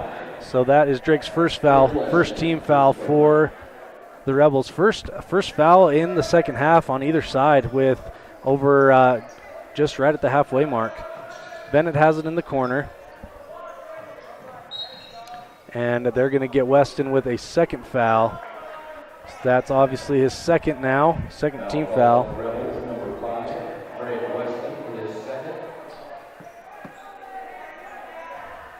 Espenscheid with the ball to pass in. He gets it ahead to Bennett. Bennett back to Espenscheid. Espenscheid to Ferguson in the corner.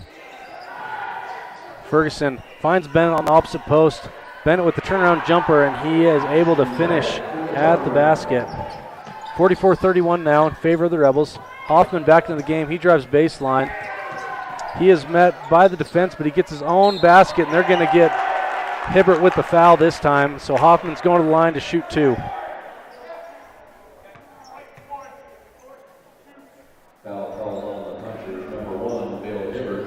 So again, Carter Hoffman looking like his normal self again, being so aggressive under the hoop, getting multiple attempts with those offensive rebounds, and he'll go to the line to shoot two. His first is up and good.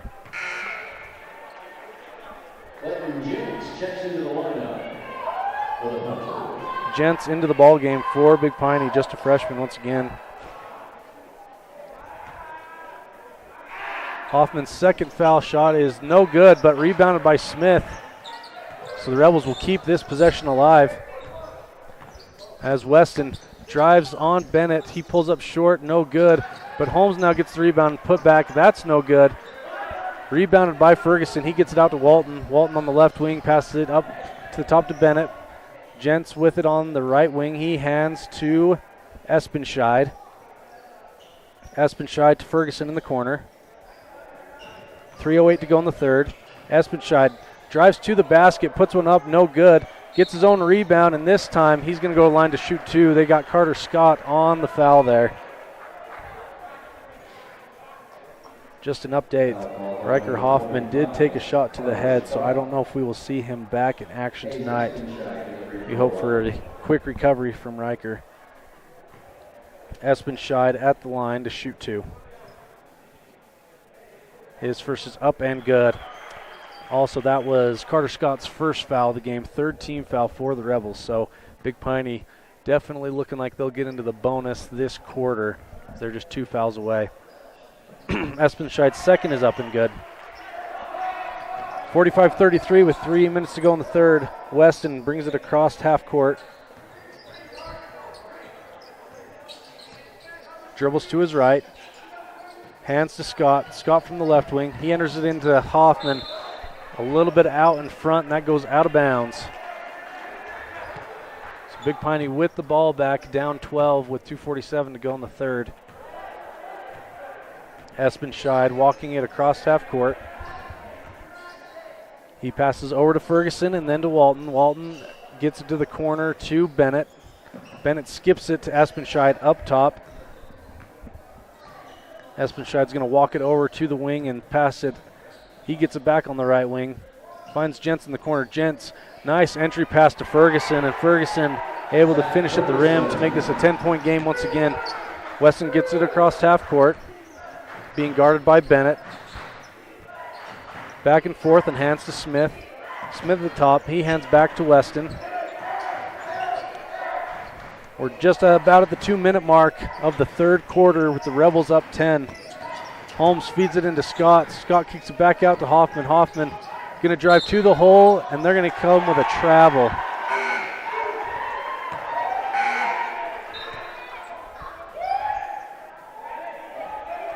Ridge Lundgren back into the game for Jet Holmes with 1:54 to go in the third. After that travel, Big Piney with the ball. Espenscheid to bring up. He's met by Weston just across half court. Espenscheid to Ferguson, then to Walton. Walton's been hot this half with threes. They collapse right down on him. Ferguson gets it. He kicks it up to Bennett, but Weston with the steal and not able to finish. Ridge was there for the putback, but he's not able to get it there either. And finally it ends up back into the hands of Bennett. Gents gets it across to Walton, and they're going to say that was off the Rebels, so it'll stay down there.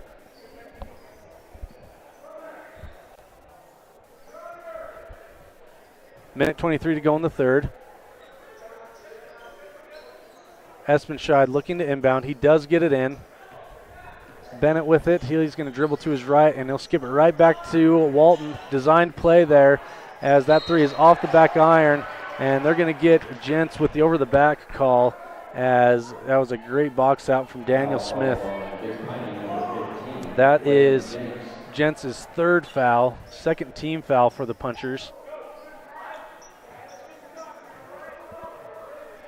Ball is inbounded to Lundgren.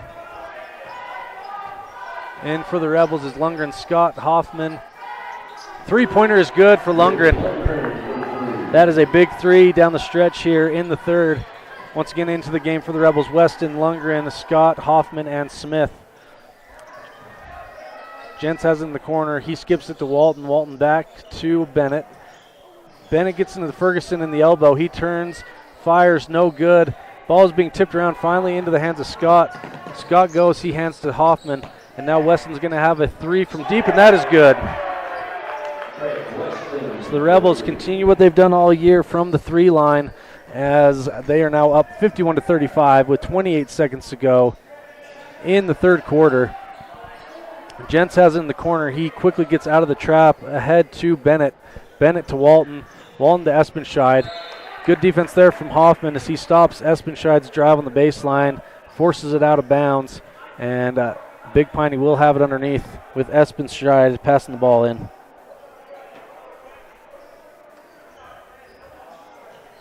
Espenscheid enters it in to Bennett, then to Walton, back to Bennett. 12 seconds on the clock, down to 10. Gents has it in the corner. Espenscheid has it. He dribbles in with his left.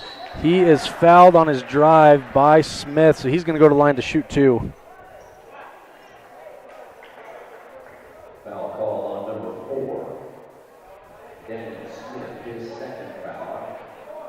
He's Espenscheid will be to the free throw line.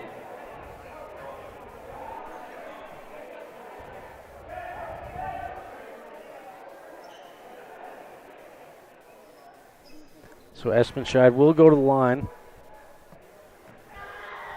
51-35. Espenscheid's first is up and good. And that is Daniels, just his second foul. And the 4th team foul for the Rebels. So a great quarter for the Rebels. Up 10 at half and now extended that lead as Espenscheid hits the second. Scott's going to put one up at the buzzer, and it is good. Great job for the Rebels getting it down to Scott, and he has such a quick release that he has no problem getting that one up from the corner, and it rattles home. This is a fun team to watch. That was awesome. That makes the lead 54-37. We'll be back after this. You're watching Rebel Basketball online at mylocalradio.com and listening in at 98.3 KDQ FM. We know from experience that in rural America, people really care about 3 things: their faith, their money, and their high school sports, and not necessarily in that order. It's a race. Mendez in some space down the left wing. Steps into a shot. Mendez scores! Red Devils on top, 2-0 on the Heritage Auto of Evanston scoreboard.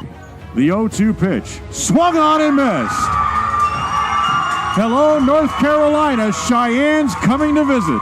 The My Local Radio Sports Network covers high school sports in Utah, Idaho, and Wyoming, American Legion Baseball and high school rodeo in Utah, Idaho, and Wyoming.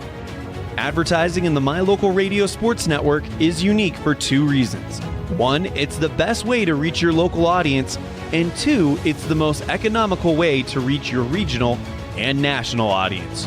Join us today on the My Local Radio Sports Network.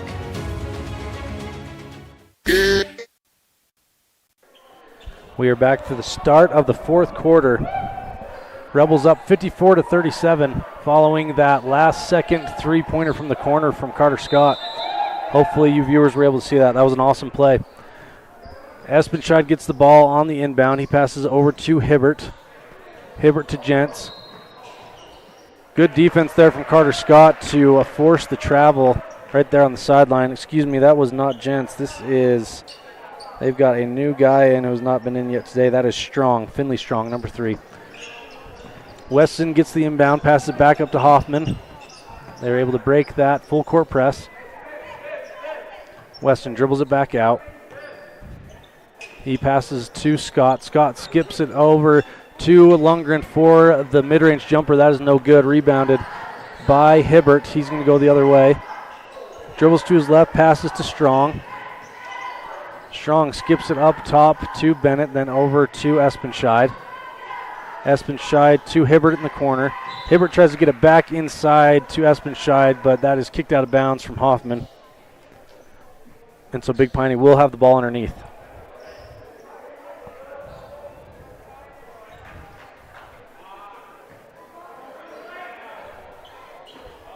Espenscheid to inbound, excuse me. Gets it into the corner to Bennett. Hibbert in the corner now. Wow, so he tries to throw it off the leg of Hoffman, and it hits his leg and out of bounds. So backfires and gives the Rebels the ball back. Up 54-37 here in the 4th. Weston cuts in and finds Scott for the 3. That's no good. Rebounded by Hoffman. Hoffman gets it back out to Weston, and Weston will reset things from up top. He passes over to Lundgren. Lundgren finds Smith in the corner. Smith for 3, no good. Another rebound from Scott. He gets it to Smith. Smith to Weston, and Weston goes all the way to the hole and able to finish with the left-handed layup.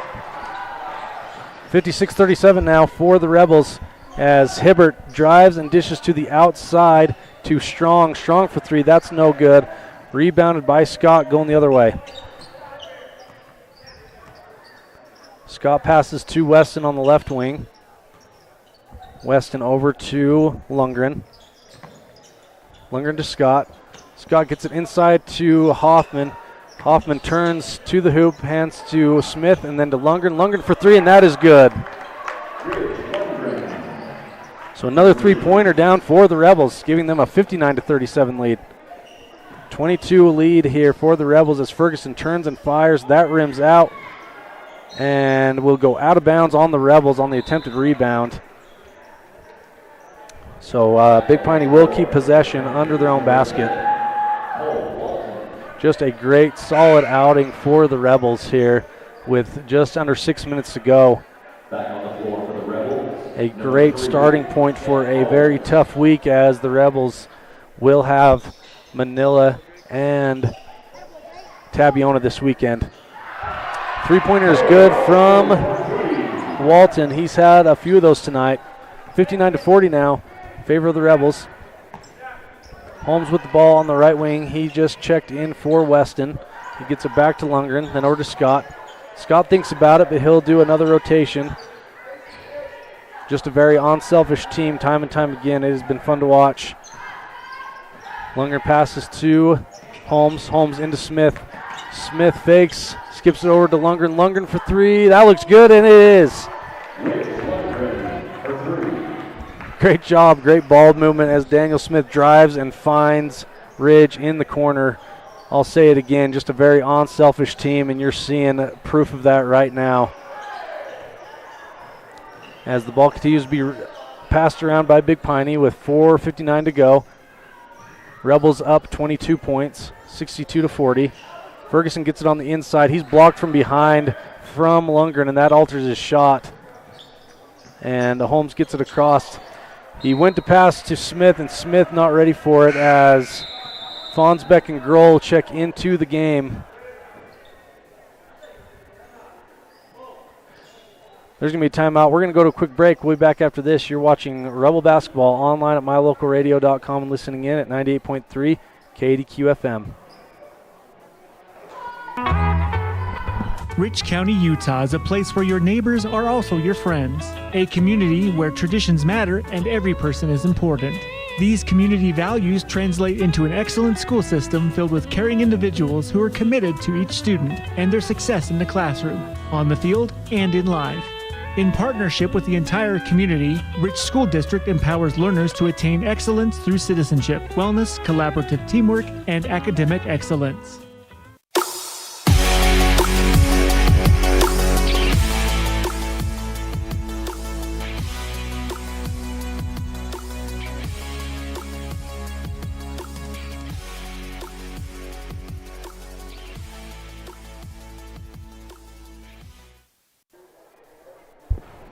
Welcome back. We have got 4:44 to go in the fourth quarter with the Rebels in a comfortable lead, 62-40 over the Big Piney Punchers. And I think we're going to see Coach Cornea start to filter out his starters as we have a very intense and long weekend ahead of us with Manila coming to Rich tomorrow, and then the next day the classic Tabiona versus Rich game to cap things off.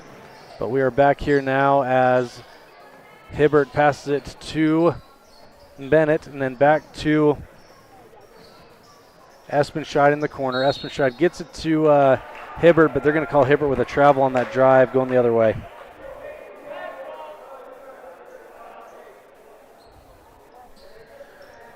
Ball's inbound to Holmes. He gets it ahead to Fonsbeck. Fonsbeck crosses half court and hands back to Holmes.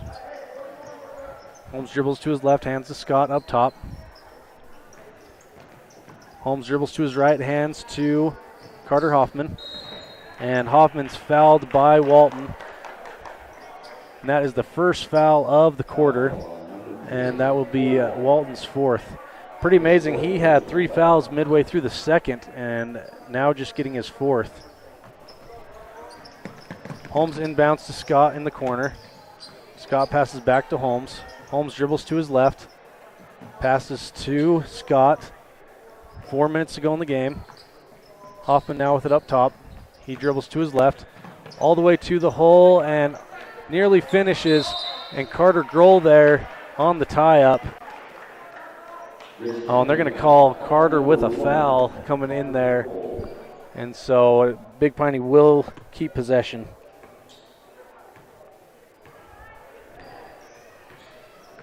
Espenscheid crosses half court. Passes over to Walton. Walton to Hibbert. Hibbert finds a cutting Bennett, and that is a missed jumper rebounded by Fonsbeck. Scott with the ball. He drives to the hoop. He's going to dribble it right back out. Hand to Holmes. Holmes hands back to Scott at midcourt. Rebels doing some weaving, trying to just milk some clock. Grohl with the ball. He finds Fonsbeck underneath. Fons a great move up and under, but not able to finish. Rebounded by Walton. And given ahead to Hibbert. Hibbert tries to find Bennett under the basket, and that is out of bounds, so the Rebels get the ball back after that tip pass. So Aiden Weston into the game for the Rebels. Out comes Carter Scott, who just had a great night tonight. We'll get some final stat lines later tonight, but the Rebels just a great all-around effort once again from this bunch. Ball's inbounded to Weston. Aiden Weston passes it ahead to Fonsbeck. It's tipped out of bounds. Intended for Fonsbeck. 3:01 left on the clock. Holmes gets it to Hoffman up top. Hoffman dribbles underneath, tries to find Fonsbeck. That is stolen by Eppenscheid.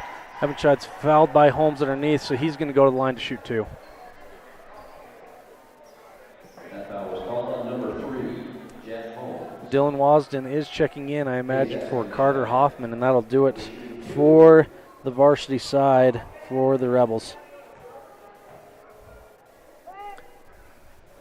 First is up for Eppenscheid and good. On the floor for the Rebels, we have number 11, Dylan Watson. 62-41 now with 2:50 to go in the game.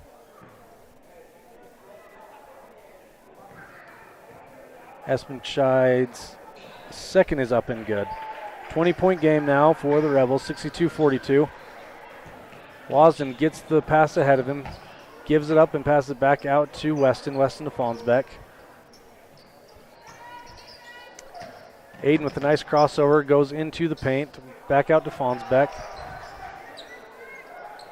The Rebels, as I say, just trying to milk the clock.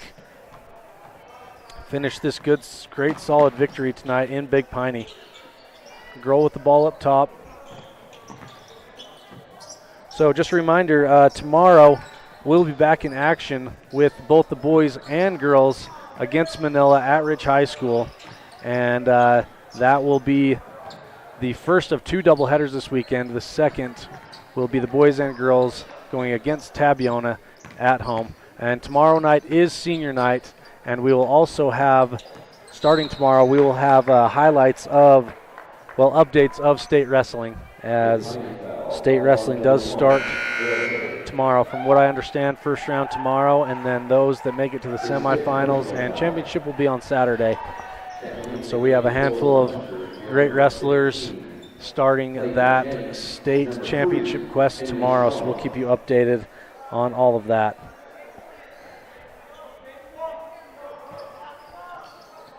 Weston inbounds to Fonsbeck. Fonsbeck immediately passes to Holmes, and Holmes able to finish at the basket. Just under 2 minutes to go here, as Walton tries for probably his fourth three-pointer of the game. That is off, and another shot put up, rebounded by Holmes as he brings it across half court. Weston on the right wing. Both teams have 2 fouls apiece, so a little ways to go still until teams are in the bonus. Wasden had it at the baseline, tipped away by Walton and out of bounds.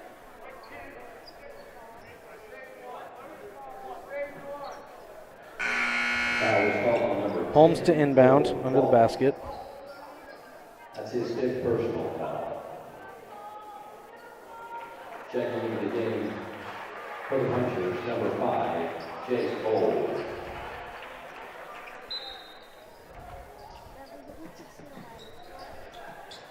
Holmes passes the ball into Fonsbeck. Fonsbeck underneath. Good finish for Dylan Fonsbeck at the basket.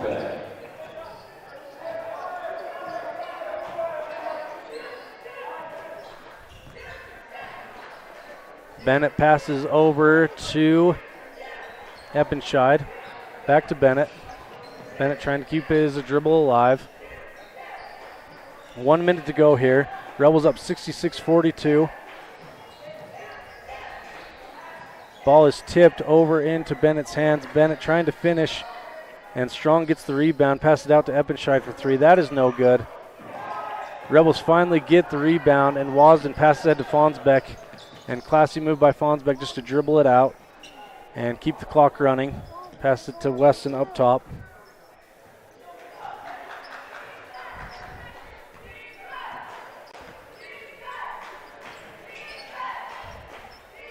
Thank you for everyone tuning in. Post-game show coming up, brought to you by Independent Software Solutions. We'll go over the highlights of the game and get things ready for tomorrow before we hit the road. It is a late night, and we've got a drive ahead of us, so it will be a quick one, but we will give a quick recap of this game coming up as there is just 3 seconds left on the clock. We'll go to a quick break, and then after that, Independent Software Solutions post-game show here on 98.3 KDQ FM and online at mylocalradio.com. Fast, fresh, delicious. 3 words that describe your experience every time you enjoy a delicious meal with Jimmy John's. Utilizing the freshest ingredients, home-baked bread, and professional sandwich building skills, the team at Jimmy John's always delivers a mouth-watering sandwich to satisfy any hunger. Jimmy John's. Freaky fast, freaky fresh. Visit any of our locations today in Evanston, Rock Springs, Sheridan, and Gillette.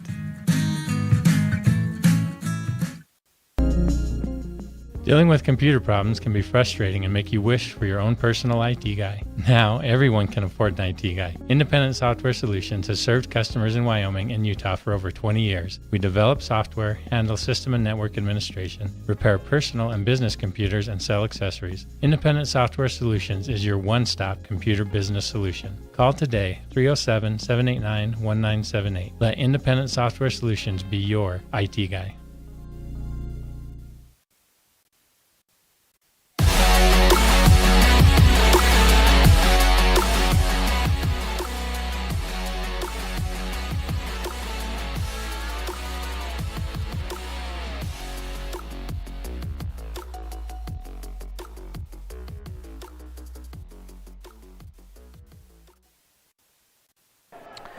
Welcome back to the post-game show, brought to you by Independent Software Solutions. We're online at mylocalradio.com, and you're listening in at 98.3 KDQ FM. We'll get our stat sheet here in a minute, but a great solid victory for the Rebels. Big Piney definitely made things very competitive in that first half, as it was ended up being a 10-point lead at halftime, 31-21, but it was back and forth up until that point, and the Rebels able to come out with a 7-0 run to start the third quarter and didn't look back from there.